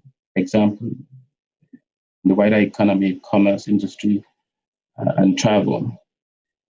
And there's always mention of a possible second wave when discussing pandemics. Well, question is what measures are being done and implemented now to reduce the risk of a repeat breakout, or at least limit its impact. Yeah, this is the second wave issue. And then all of these interventions across the government, across the economy, how are they being implemented and how are they being tracked? So I list these out in a bit of detail to make the point that these are all questions that are pretty much on everybody's minds, or the bread and butter of what auditors do, and the sort of questions they will answer in their reports if mandated to do work in that space and resort to do work in that space. So let's talk about the role of audit institutions then. So apart from an audit institution simply having the mandate to be the watchdog for public expenditure, there are actually international standards that guide the work of audit institutions when it comes to audit of disaster-related aid in particular. And the guidance, although it focuses on aid, it does give a feel for the role the institution should play in resolving the problems, in tackling the pandemic. There are some specific standards to refer to. I won't bore you with the detail, but just to say that the guidance emphasizes the contribution of the auditor in keeping governments and others that are managing disasters accountable to Parliament and to citizens for the use of resources. So you can see this has been well thought through, and there's no need to reinvent the wheel. There's a lot of guidance available for what Parliament should expect from its auditors and what the auditors should do themselves. There's some text where I've highlighted on the benefits of proactive audit. I would maybe just make the point that, as Mr. I think Banova said earlier during his presentation, people tend to think of audit as something that's done after the fact. In the middle of an emergency, if audit is mentioned, people tend to come with a response that says, please wait until we're done with tackling the problem. The time for audit is a little bit later. Well, this is not necessarily true. Auditors can be proactive, especially where disasters, emergencies, situations like this take a long time to resolve. You do not want to wait until the bell has told that, yes, the disaster is over before you get the auditors involved. There's a lot of proactive work that auditors can do and they can be part of the solution in a sense and help everybody else get it right. There's some basic work that can be done on preparedness. Systems adequate, facilities in place. Preparedness, I would say, becoming even more and more important in the context of Africa. If you were to ask, take a straw poll, there are different views that say maybe the pandemic has not been as serious in Africa, has not been as deadly in Africa for a number of reasons. Others say no, Africa has not yet touched any kind of a bullet. It's just a bit slow, but it's still going to have the sort of impact that's been seen in other countries, maybe even worse. So question is there a need to look at preparedness, or do we think that time has passed? I would suggest there's always work to do on preparedness, and auditors have a key role to play on that. And of course, as was mentioned earlier, there's the need to measure the effectiveness of intervention. And I think the variety message is that the auditors are to be resourced properly to do this work, so they can feed back to Parliament, and Parliament will have a clear message for the executive where there are areas for improvement. And then the third point on here is about post-crisis disaster planning. At the high point of a crisis, not everyone will be thinking beyond resolving the problem at hand, but auditors, because of the nature of their work, can also give advice on what this crisis might look like in a year's time, 2 years' time, if X, Y, and Z actions are not taken. So that's just to give you a feel for how audit institutions come in. And I repeat at this point that the solution, the answer, the support needed for Parliament should come through, primarily through the auditors. Because when it comes to oversight of government expenditure, it should come through the audit institution. So let me move on a little bit and talk about areas of risk and the possible audit interventions. I spoke about preparedness just now. I wouldn't labor that point, only to mention that a well-performing audit institution will have performance audit capability that can answer or help answer a whole host of questions, starting with comparing the projected expected levels of need with the levels of resources available, understand the gaps that exist in preparedness, and make valuable recommendations for action to be taken to improve the level of preparedness. Procurement is quite a key one. As I said earlier, in the middle of an emergency, people tend to throw out the rule book when it comes to procurement, and everything becomes an emergency procedure as well.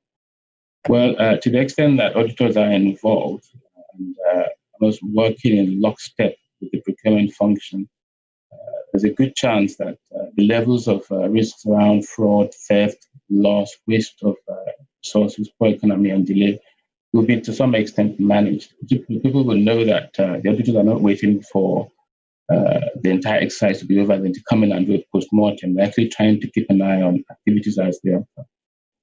You can't completely design out foul play when it comes to procurement. I think getting auditors involved nice and early will help manage the risk. And then the third area of activity is around distribution and delivery, getting the palliatives, getting the relief to those that most need the help. I don't know how other countries are fared, but there's a bit of lack of clarity, at least at the Nigeria end, on exactly how much was given out in palliatives. Did the palliatives get to the right people in the right amounts? Did they actually have any impact? All of these are questions that auditors can answer through compliance audits and performance audits. And then last but not least, here is the bread and butter accounting and financial reporting. At some point, when financial reports are prepared on what was spent, what was received and spent on the COVID-19 pandemic, there will need to be a view on whether those funds have been properly accounted for. And again, that's where auditors come in. The work to do on accounting and financial reporting is pretty much sort of work that can be left until a little bit later on. But the work on preparedness, on procurement, on distribution delivery, audit is most useful, most effective when it can be done proactively in these areas rather than waiting until perhaps funds have been lost and corruption has done its worst. But let's move on very quickly to the real topic, the real point to be discussed, to be honest. How effective is the relationship between Parliament and the audit institution? I think that is the big question.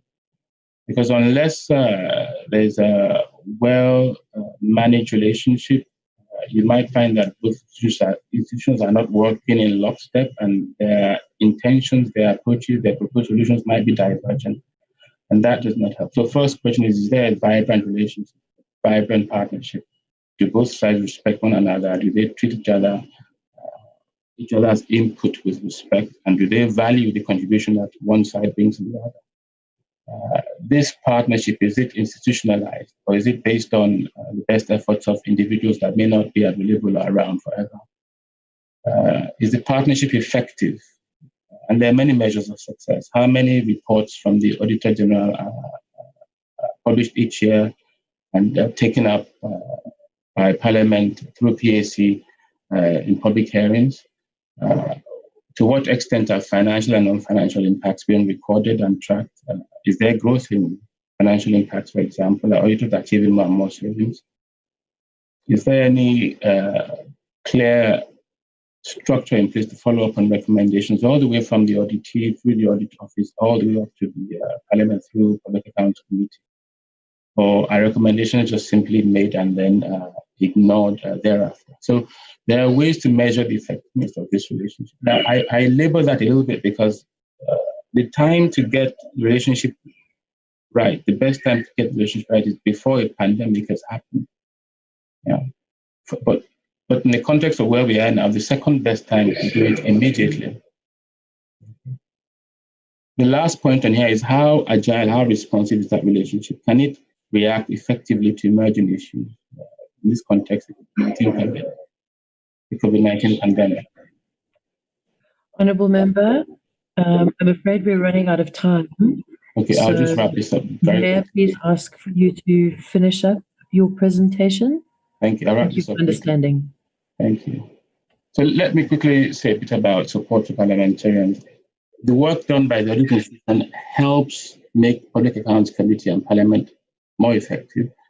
Proactive audit internal reporting is absolutely vital towards getting the best possible outcome in terms of managing the pandemic. And of course, topic selection with the input of both parties will be a little bit more targeted and will meet expectations better on both sides. Let me move on to benefits to government. One might think this is Parliament and the Audit Institution working together to, in some ways, challenge government. Well, that challenge can be useful. Government needs unbiased reports on the effectiveness of their interventions so they can make better interventions, they can improve their performance. They need this information in a timely manner, not like I said, after the fact. Of course, government welcomes savings and efficiency gains coming out of audit and coming out of the work of the Parliament. And they also will value the input of Parliament in helping engage with stakeholders. So reports from the audit office, for example, will give everybody clarity on what's been done to it, and that will help in some instances douse tensions as to whether enough is being done or not. And of course, there's the deterrence factor. Once auditors are in the room, people tend to sit up and do that. And of course, there's the upside of better forward planning. So in conclusion, what might go wrong? Well, it's important. It's important for Parliament to make sure audit gets support and assistance it needs. Audits cost money. There's no arguing about that. And then the last thing I want to touch on really is on the levels of commitment required on all sides. I read through the concept note for this workshop, and there was a lot of emphasis on the need for commitment, need for commitment, need for commitment. So all of this won't really amount to much unless the key actors are genuinely committed to doing things better. And I mean that on the parliamentary side, on the audit side, on the executive side as well. So, this is time for all sides to pull together and not let corruption that can be dealt with make a problem that probably is more difficult to deal with, even more difficult to deal with, which is the pandemic. Let me stop there and maybe at some point take some questions. Thank you so much for the opportunity.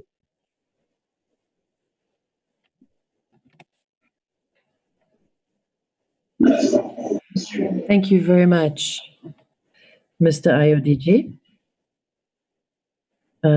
Thank you very much for this excellent presentation. And we are now going to move on to the last presentation on the role of an independent and credible justice system in the fight against corruption in Africa. It will be given by Judge Virgil Rive Samba Masinga, who is the co-founder and coordinator of the Pan-African online platform for justice and ethics. Judge, you have the floor, and you have 10 minutes, I'm afraid, for your presentation. Thank you. Thank you very much, Honorable Moderator, Honorable Vice President of the Pan-African Parliament, Honorable MPs, and Honorable representatives from civil society and the African Union. It's a great honor for me to present to you today. It's a modest contribution to this celebration of the Anti-Corruption Day in the African Union. Today, the problem of the fight against corruption takes place in the context of African development. And whilst it is true that the African continent is not the most corrupt continent in the world, but in terms of recent reports that have been published, there is reason for a lot of concern. And in terms of illicit gains, it is clear that Africa is losing $50 billion a year in terms of illicit movement of funds. And just in this COVID-19 period alone, there has been an enormous amount of money leaving our shores and obtained through ill-gotten gains. And there is not a lack of financial controls to be able to stop this kind of things. However, there does seem to be a lack of governance and political will. And in the last 10 years, we have seen huge resources that have been mobilized from the side of civil society in this field, and many of these organizations are investing a lot of energy in terms of preventing the loss of these financial resources. However, for a sustainable solution to corruption in Africa, we need to have sustainable and strong institutions, and that is why I'm placing emphasis in this presentation today on the important role of the judiciary as an institution in Africa in the fight against corruption. And we have the obligation to ensure that corruption is fought against and that there are all the legal measures in place to do so. But as we have seen in Africa, this is not always the case. It is not always easy for the judiciary to play its role fully. And so one has to ask oneself, what are we talking about in terms of an independent and credible legal system or judiciary? And we have to ask ourselves whether in Africa there is actually a credible judicial system that is able to fight against corruption effectively. And my last question will be about what the judicial system in South Africa can do specifically in the fight against corruption. In terms of the concept of a credible independent judiciary, we have to remember that since the resolutions that were adopted by the General Assembly of the United Nations in 85, there were various other measures adopted for the legal systems around the world, and this took place in August, September 1985 after the General Assembly. And there were 20 fundamental principles that were used, including prohibiting any form of interference in the judicial system. And it gave particular powers to judges, magistrates, etc., as independent officials in the country. Then there was the freedom of expression, and this was a right that had to be protected, and it was fundamental to the independence of the judiciary. And these fundamental principles also prohibited interference by the executive in the work of the judiciary. And the judiciary was supposed to act completely independently to be credible. And one of the most fundamental principles, which allows us to have a credible and independent legal system, is to be able to give judges the opportunity to be able to pass a judgment purely based on the interpretation of the law, without fear or favor. And in terms of the independence of the judiciary, the credibility, these fundamental principles, this was all adopted by the General Assembly of the United Nations, and the most recent version of these fundamental principles and this decision was in 2004. Later on in 2009, another report was published by the United Nations on the independence of the judiciary and the importance of reinforcing and strengthening transparency and good governance, not only for Africa, of course, but for the entire world. So the question one has to ask oneself is that given that we have all of these principles and all of these things that were accepted by the United Nations, by the member states, including African countries,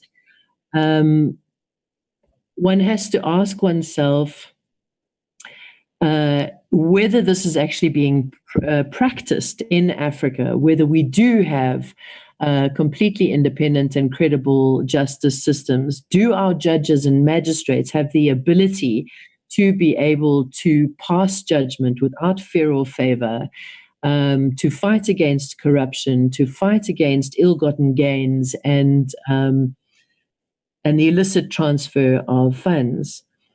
And if you examine the situation, as our organization has done, we will see that there is still a lot of work that needs to be done. There are still a great number of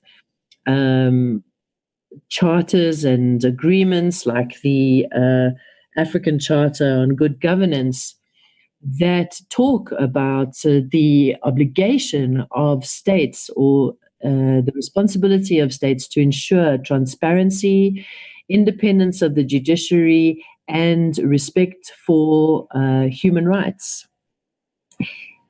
However, there are some African states that prohibit judges from, for example, organizing themselves in union and complete freedom of expression. And we have seen cases in Africa where certain judges have passed a judgment and they have been sanctioned by the government because their interpretation of the law goes against the interpretation of the governments in place. And I would like to, at this stage, compliment the Honourable Vice President of the Pan-African Parliament, who was really stressing the importance of the fight against corruption and what the Pan-African Parliament is doing in this respect. We do have to take into consideration the concept of justice and the legal system in Africa. In 2016, there was quite an exceptional judgment passed by the Constitutional Court of South Africa with regards to President Jacob Zuma. And he was a president who was still in his finishing his mandate. And there was this famous court case with Jacob Zuma with regards to the 500,000 South African rands that were spent on his private residence. And the Constitutional Court of South Africa passed a judgment whereby these public funds that were used by the president had to be reimbursed to the state and to the people of South Africa.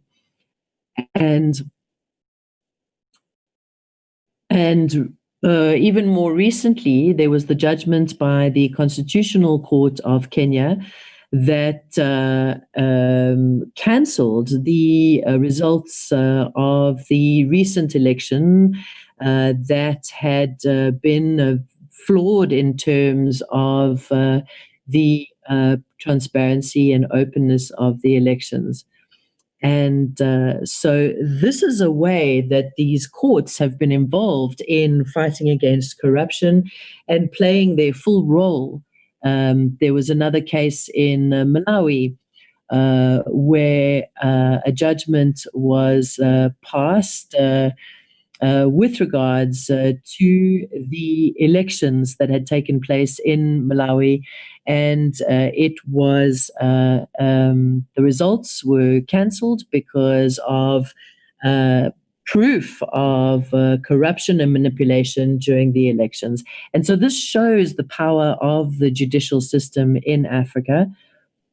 And we know that many countries follow common law in the English-speaking countries, whereas in the French-speaking countries, it's more similar to the French judicial system.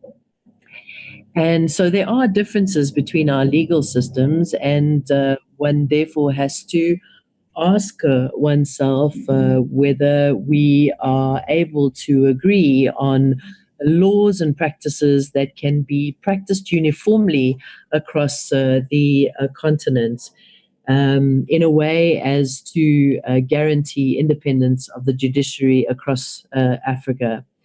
So given that I have been limited with regards to time, I would like to finish off there and hand the floor back to the moderator, and I'll be very happy to answer your questions later. Thank you very much, Judge, for this brilliant presentation. And so with that, honourable MPs, honourable representatives from organisations, finished with the presentations, but before moving on to we are now moving into the last discussions. I'd like to give the floor to webinar, and we're going to have some questions and answers. If she has something to say, I see that the Honourable Miriam maybe from add Morocco some information. has requested the floor, and so I'm going to give her an opportunity to speak.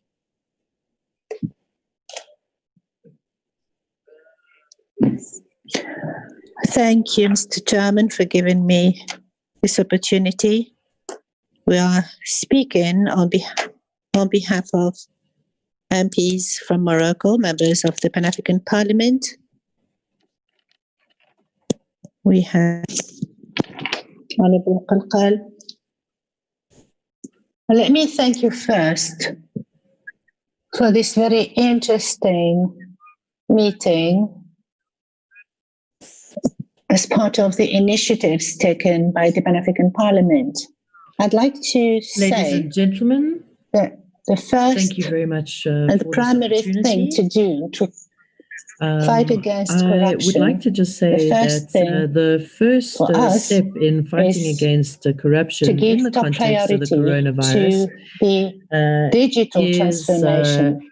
We have gone out from the Parliament, National Parliament, to contribute with you. We are now discussing an amended communication financial infrastructure code. in our country. And if there is digital fiscal control, Mr. Harbel, please. We appear to have lost sound. We are, Mr. Harbel.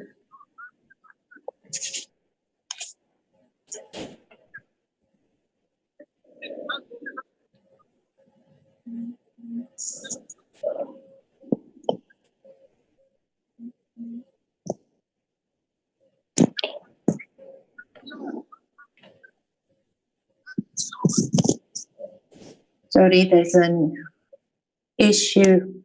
You have made a mistake and you will hold responsibility for it.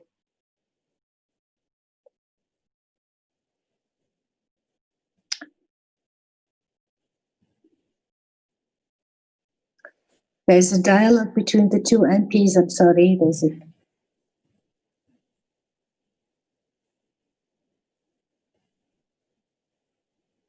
Hello.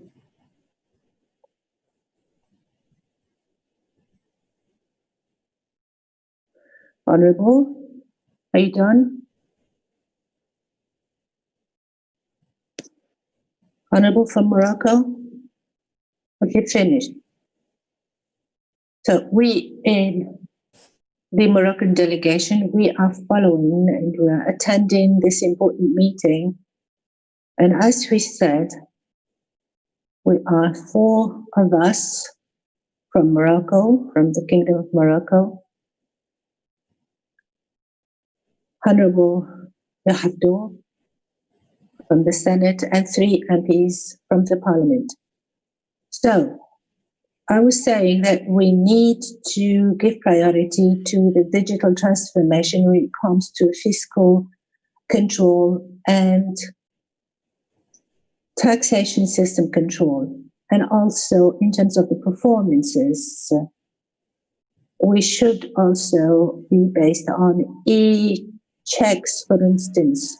Electronic checks will reduce corruption as well. We need also to have assessment, monitoring, control that should be constant. Would like also to say that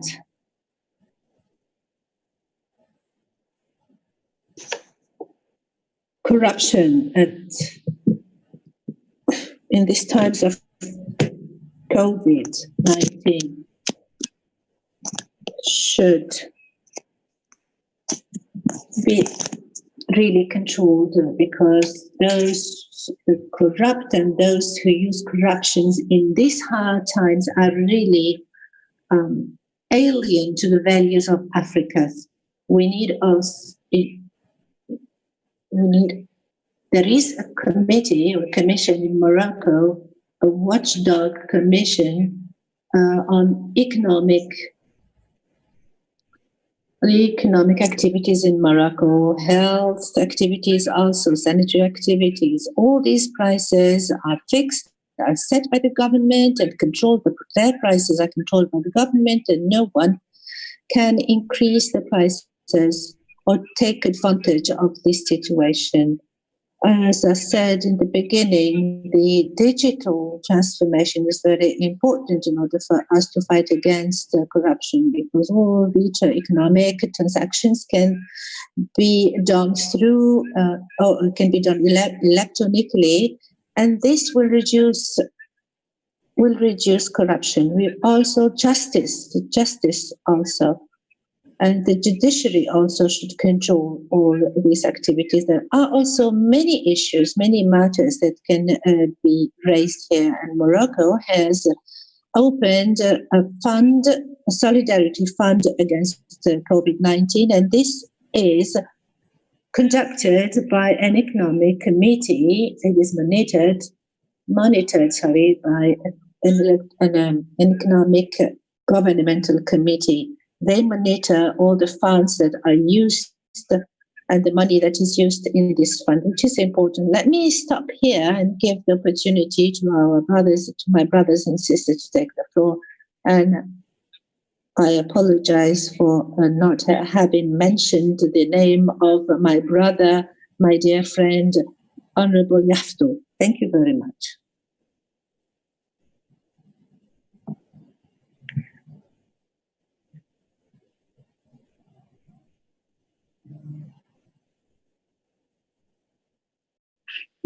Thank you, Morocco, for this additional information. Mr. Clark, we've now come to the end of all the presentations made by eminent experts that I would like to commend and thank. And we now move on to the discussions, the debates. Do you have any questions, Mr. Clark? Yes, Honourable. Yes, a number of questions have been asked directly on the platform. And the participants, I think, can now take the floor if they wish so, and ask questions to the presenters indicating the presentation they're referring to. For you to easily manage the interactions.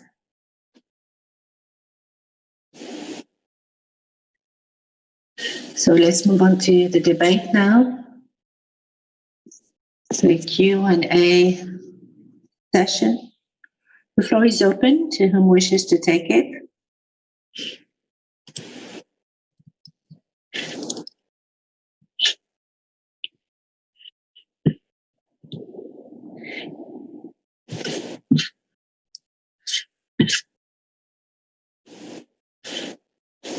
Mr. Cloud,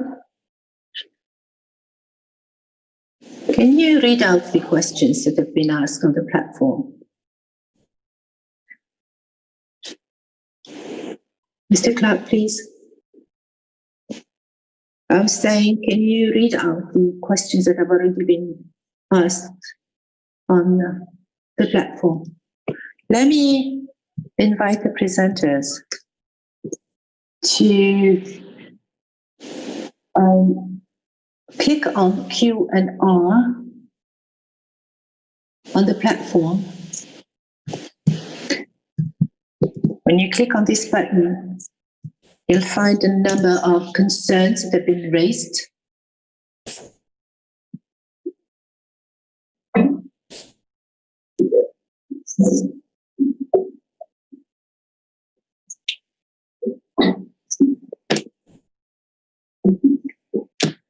C'est possible si vous y êtes.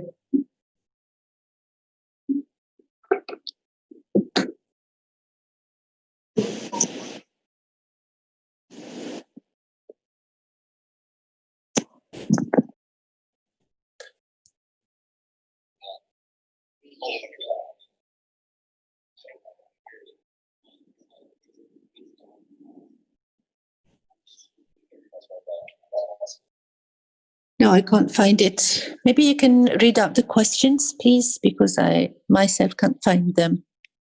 Questions raised by the participants.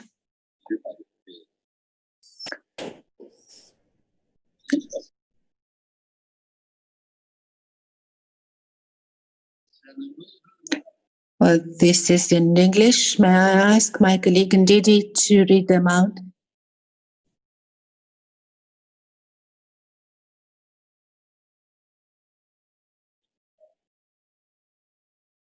Yes, Dr. Ndidi, please. All right, the first one talks about on the issues of corruption and COVID-19. How are the following AU dockets working together to reduce corruption in Africa? 1, promotion of African Charter on Statistics, AU Institute for Statistics / Pan-African Training Center on Statistics, as opposed to relying on non-African entities. 2, African CDC with Inter-African Phytosanitary Council and AU IBA on promotion of traditional African medicine, as opposed to modern medicine, which has been used over time and which is also a part of Part 1, Act 3 of the Charter of African Cultural Renaissance.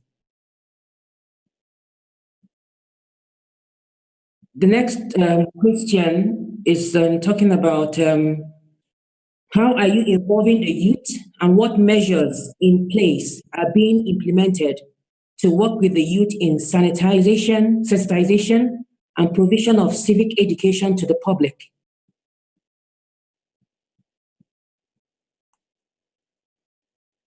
So those are the 2 questions that we have, 3 actually.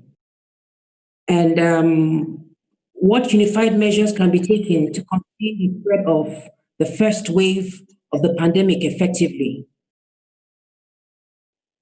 Those are the questions that we have, Honorable.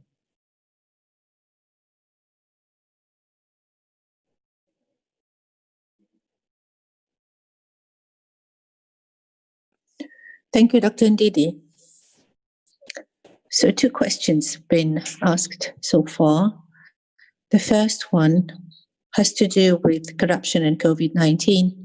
How can we reduce corruption in Africa?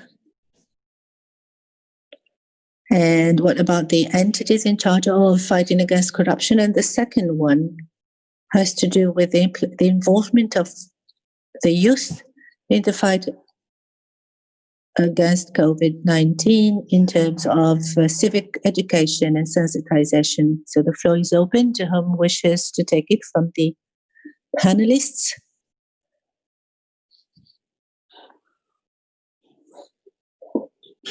Mr. Daryl, the floor is yours. Thank you very much, Honorable. Let me bring some answers to these questions. To fight against and to thwart the phenomenon of corruption during this first wave of COVID-19, institutionally speaking, in each member state of the African Union, there is a need to urgently put in place financial and economic poles to control and sanction and punish economic delinquency, and also creating solidarity funds in order to efficiently fight against the COVID-19. Some countries have already, I can mention Ghana, which has the special bureau of the prosecutor to fight against corruption. And with the increase of this crime wave, it is urgent, and despite these difficult circumstances, to put in place financial and economic poles to fight against economic and financial delinquency within the House courts in all the member states. We need also to set up management transparency mechanisms and various forms of solidarity. We need also to create digital portals that for the public at large, and have also, for example, to see how much money we can raise in order to respond to the pandemics and how these resources are distributed, who are the beneficiaries, etc., in order to strengthen and reinforce the confidence and trust of the public at large. This is the best way to fight against corruption during these pandemics. Now, regarding the second question, how can the youth, the African youth, be used? As far as we're concerned, we have a training programs where professionals and students in Africa and the diaspora, we give them tools to take ownership of the legal instruments that we have in Africa, be it the African Convention on Prevention and Corruption, on fight against corruption, all the legislations that have been adopted and passed in the member states of the African Union, in order to create this collective consciousness of the new generation of African leaders, and for them to participate to the transparency and the enforcement of good governance in Africa. We do it, and with our platforms that we facilitate with the youth, our youth that are leaders of their institutions or enterprises, in order for them to take ownership of these governance rules and to take part to the consolidation and the edification of this Africa that we want, an Africa of transparency, justice, and integrity. This is our modest contribution in our field. This is how we take part to the training and the education of this youth that we have within our continent. Thank you. Thank you. Thank you very much, Mr. Samba, for your clarifications and the answers to these two questions. I would like now ask Mr. Wendell Addy, give him the floor. Mr. Wendell Addy, the floor is yours.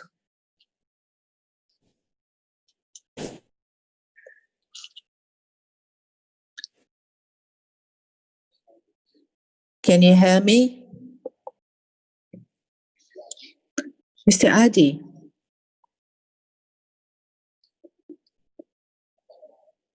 Apparently, he's not in.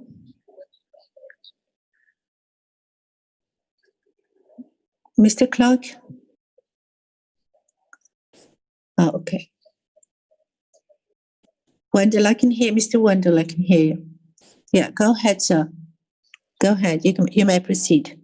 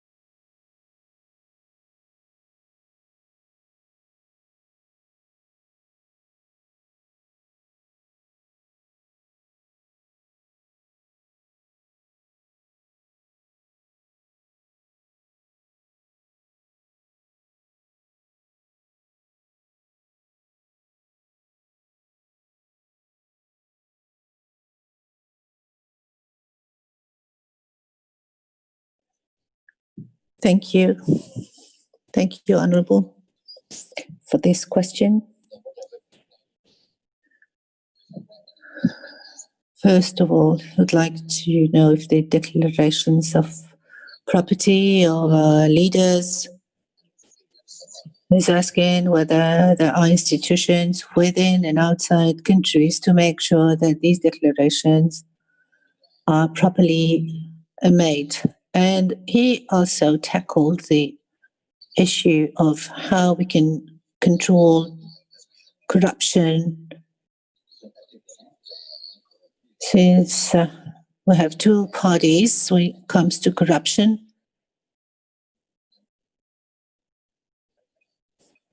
So may I give the floor to the panelists to answer?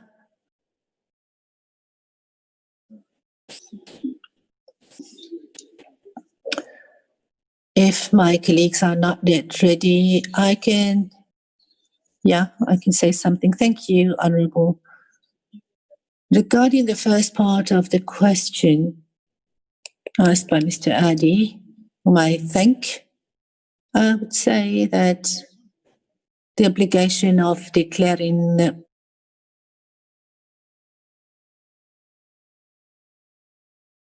by almost all the constitutions in Africa. Now, the difficulty in implementing this is that all these constitutions that for this obligation to declare beforehand the properties and before taking office,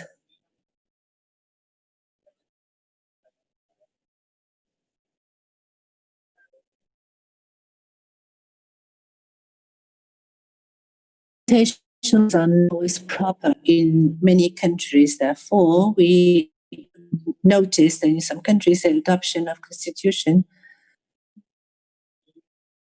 there are discrepancies between the passing of the law and the implementation of this law.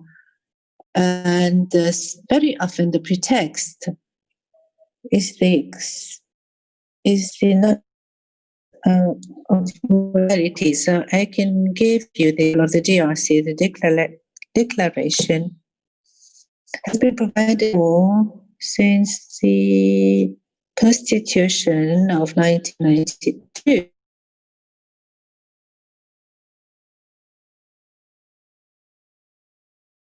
That is some 3 years ago. There was a law, an implementation law that of declaring the property that should be done before the Supreme Court. And it is the responsibility of MPs to draft laws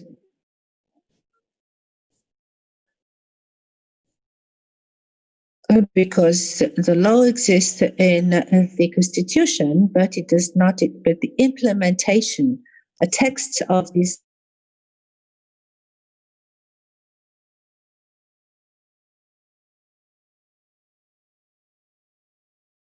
declaration, to which institution would refer this declaration. Therefore, we need to say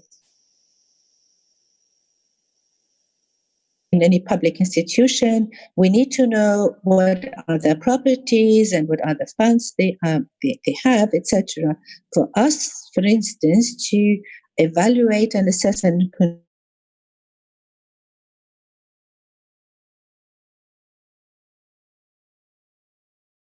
for instance. So if the property is estimated at 250 million, and after at the end of the term of office, we realized that these properties have increased illegally to more than $500 million, for instance. Therefore, we need to have a mechanism to monitor and to oversee this how these funds have increased. So we need to have a law. We do have we need to have implementation laws and to say clearly what is the procedure to be followed. It's, as I said, an implementation law, and the MPs should make sure that these legal void be filled to avoid any pretext from the politicians. Now, the second part of the question, that is what would be the contribution of the Africa to propose a model to the state to fight against corruption. I think that we still have to pay attention on fight against corruption, but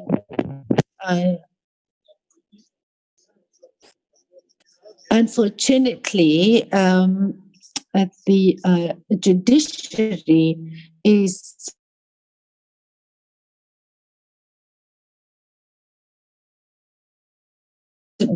does not really took into account this convention. So the African Union should make sure that the objectives of this convention be implemented by the member states. And we need also to have a periodical report on the aspirations on the Agenda 2060.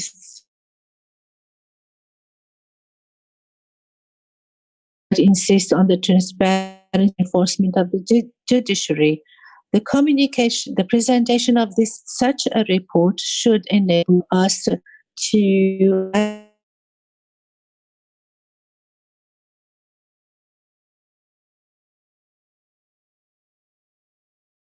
to them and give them all the necessary means and tools to their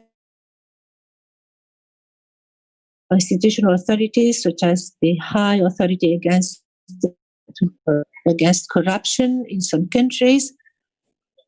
We need to reinforce all these institutions, and we need also to establish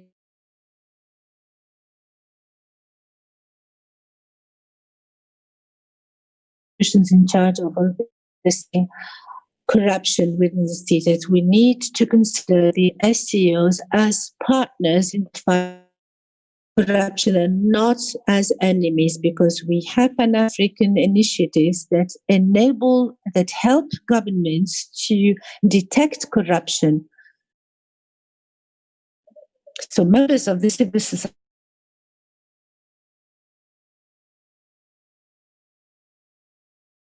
and to the court, thank you very much. So this, as I said, this report will enable us to assess the work and the actions taken by states in the field of the fight against corruption. This is the contribution. Thank you very much, Mr. Samba,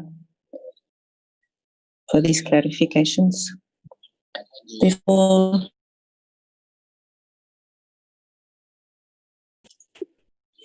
let me give the floor to Honorable Bohavs.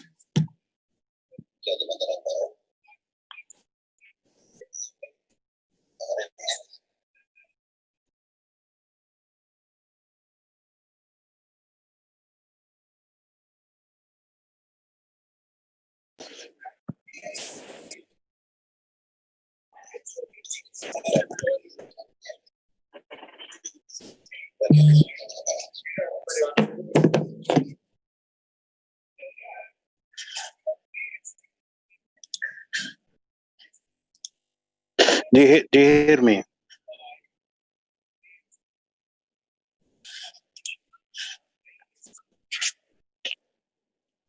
The acting. Honourable members of the Pan-African Parliament,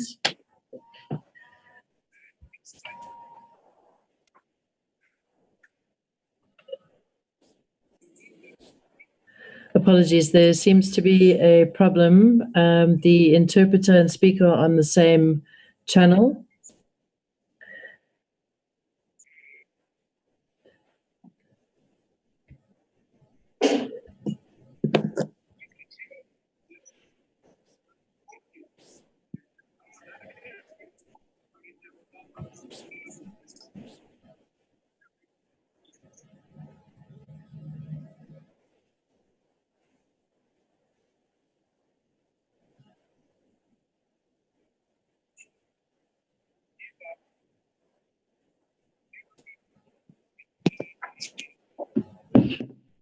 Apologies, ladies and gentlemen. The speaker is speaking on the French channel and the interpreter is speaking on the French channel, and it's impossible to hear both of them.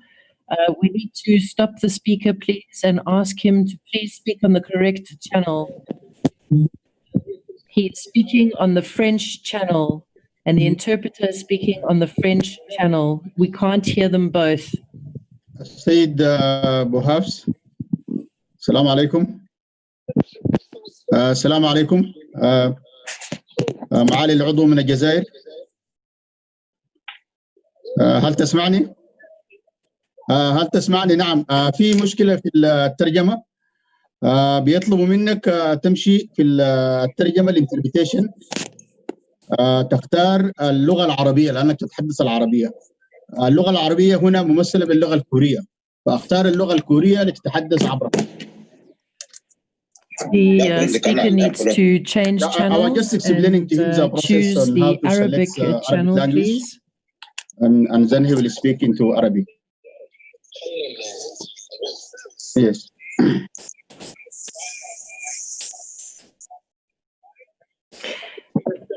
Arabic is under Korean.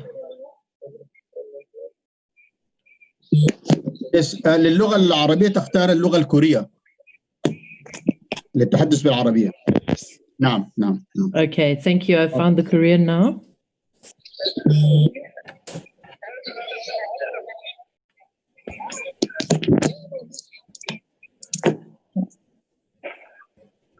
Can you begin again, please, sir?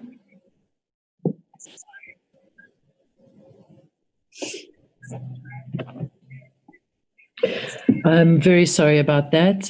It's a great pleasure for me to participate remotely in this webinar, and this to celebrate the Africa Day of Fighting Against Corruption, an initiative by the Pan-African Parliament.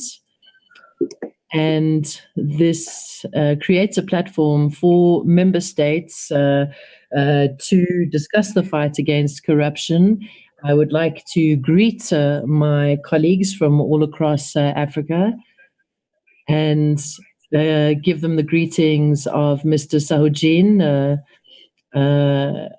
from our parliament, who has wished us great success with this webinar and with the fight against corruption.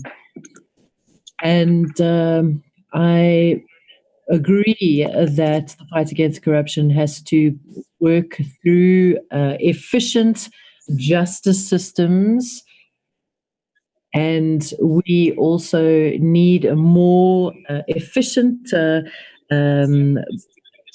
procedures in the fight against corruption. And my country has been championing this cause, and we are cooperating at all levels in terms of fighting against corruption in the political, social, and economic arenas.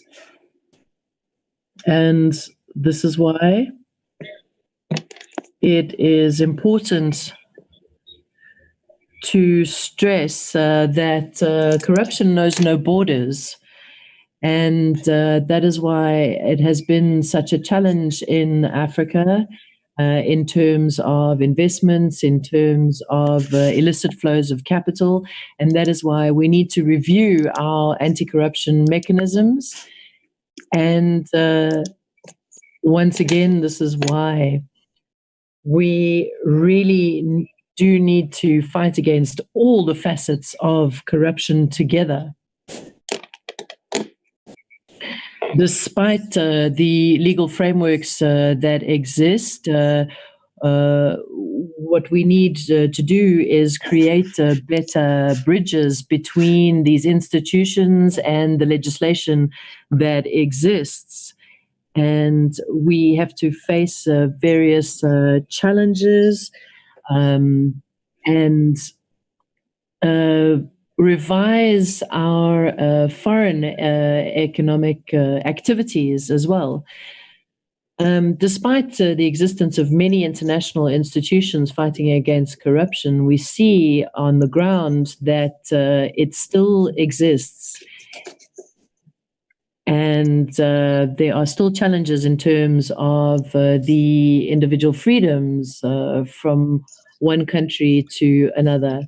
So we have to really work together to fight corruption, all the while stressing the importance of the fight against corruption through legal means, through judicial processes. So, ladies and gentlemen, Algeria, through its various actions against corruption, through the adoption of various texts in its parliament to fight against corruption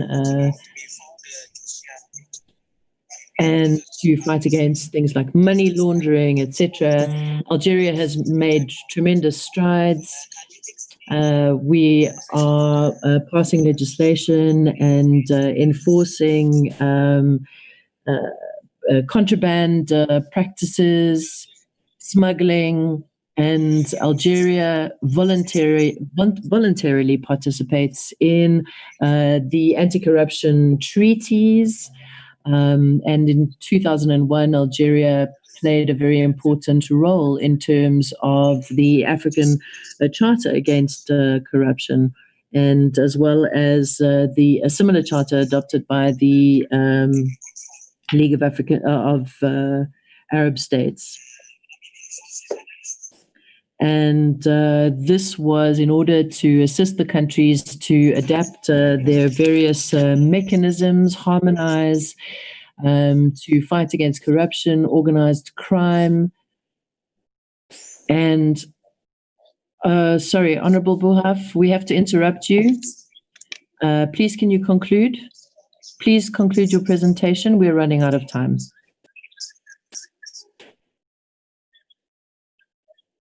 Yes, thank you. So to be able to implement all the different tools and mechanisms that we have created, we have a judicial police force to enforce all the provisions of Article 10 of the UN Convention, and we have many other mechanisms to fight against corruption in Algeria, as well as to prevent corruption, and this at various different levels of government.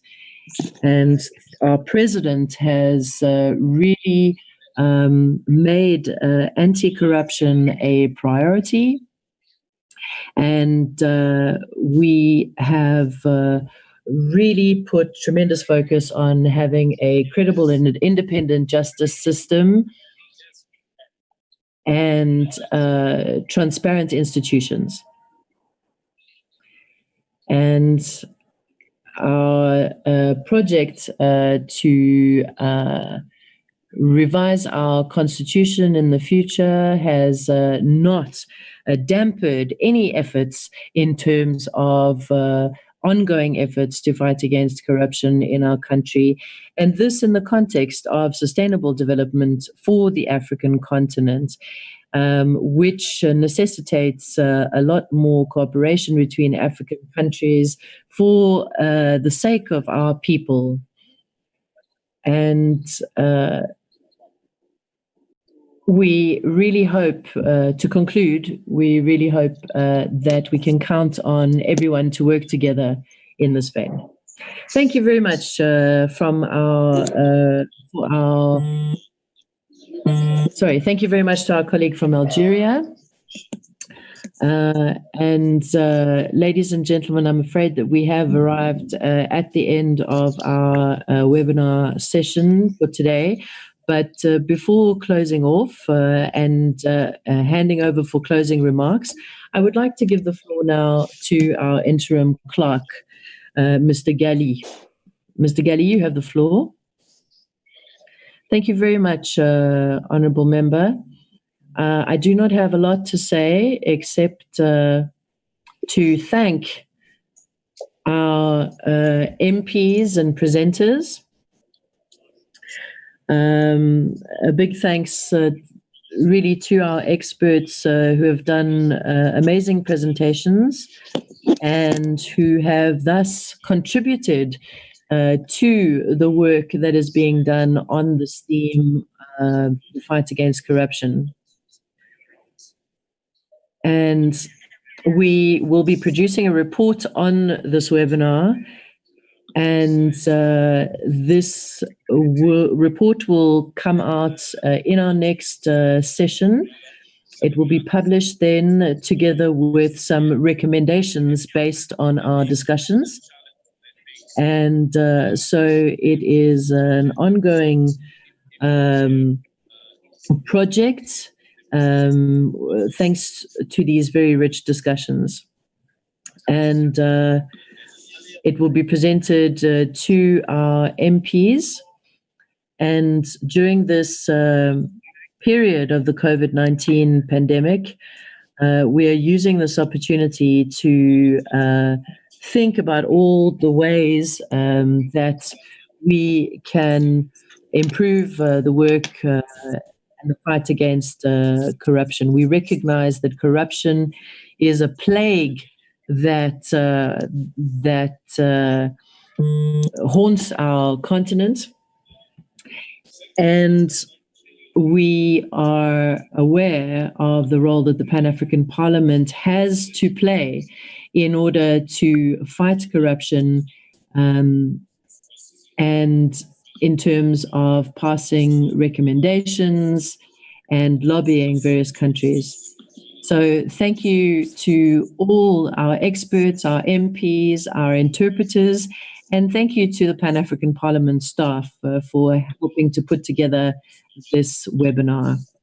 So, Mr. Chairperson, Mr. Moderator, that is all I wanted to say for the moment. I also wanted to say that unfortunately, Honourable Chief has had to leave us, so I would like to ask you to do closing remarks.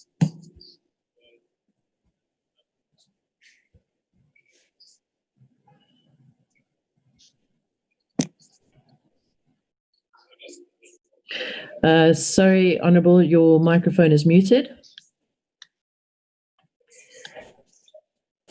Okay, thank you very much to our interim clerk of the Pan-African Parliament. Thank you to all our experts, to our MPs for participating, and to everybody who has joined us during this webinar.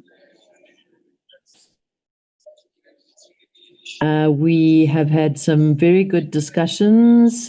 We have learned a lot during this webinar, and we are well aware of the fact that our continent is not only faced with a health crisis because of the COVID-19 pandemic, but we are also faced with other challenges,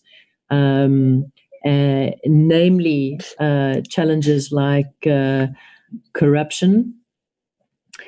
And so we not only need to develop measures and take action against the COVID-19 pandemic, but also against corruption.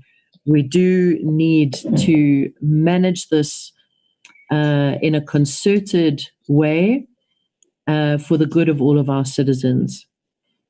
We need to be able to have better controls, better checks for our economy, for the flow of capital.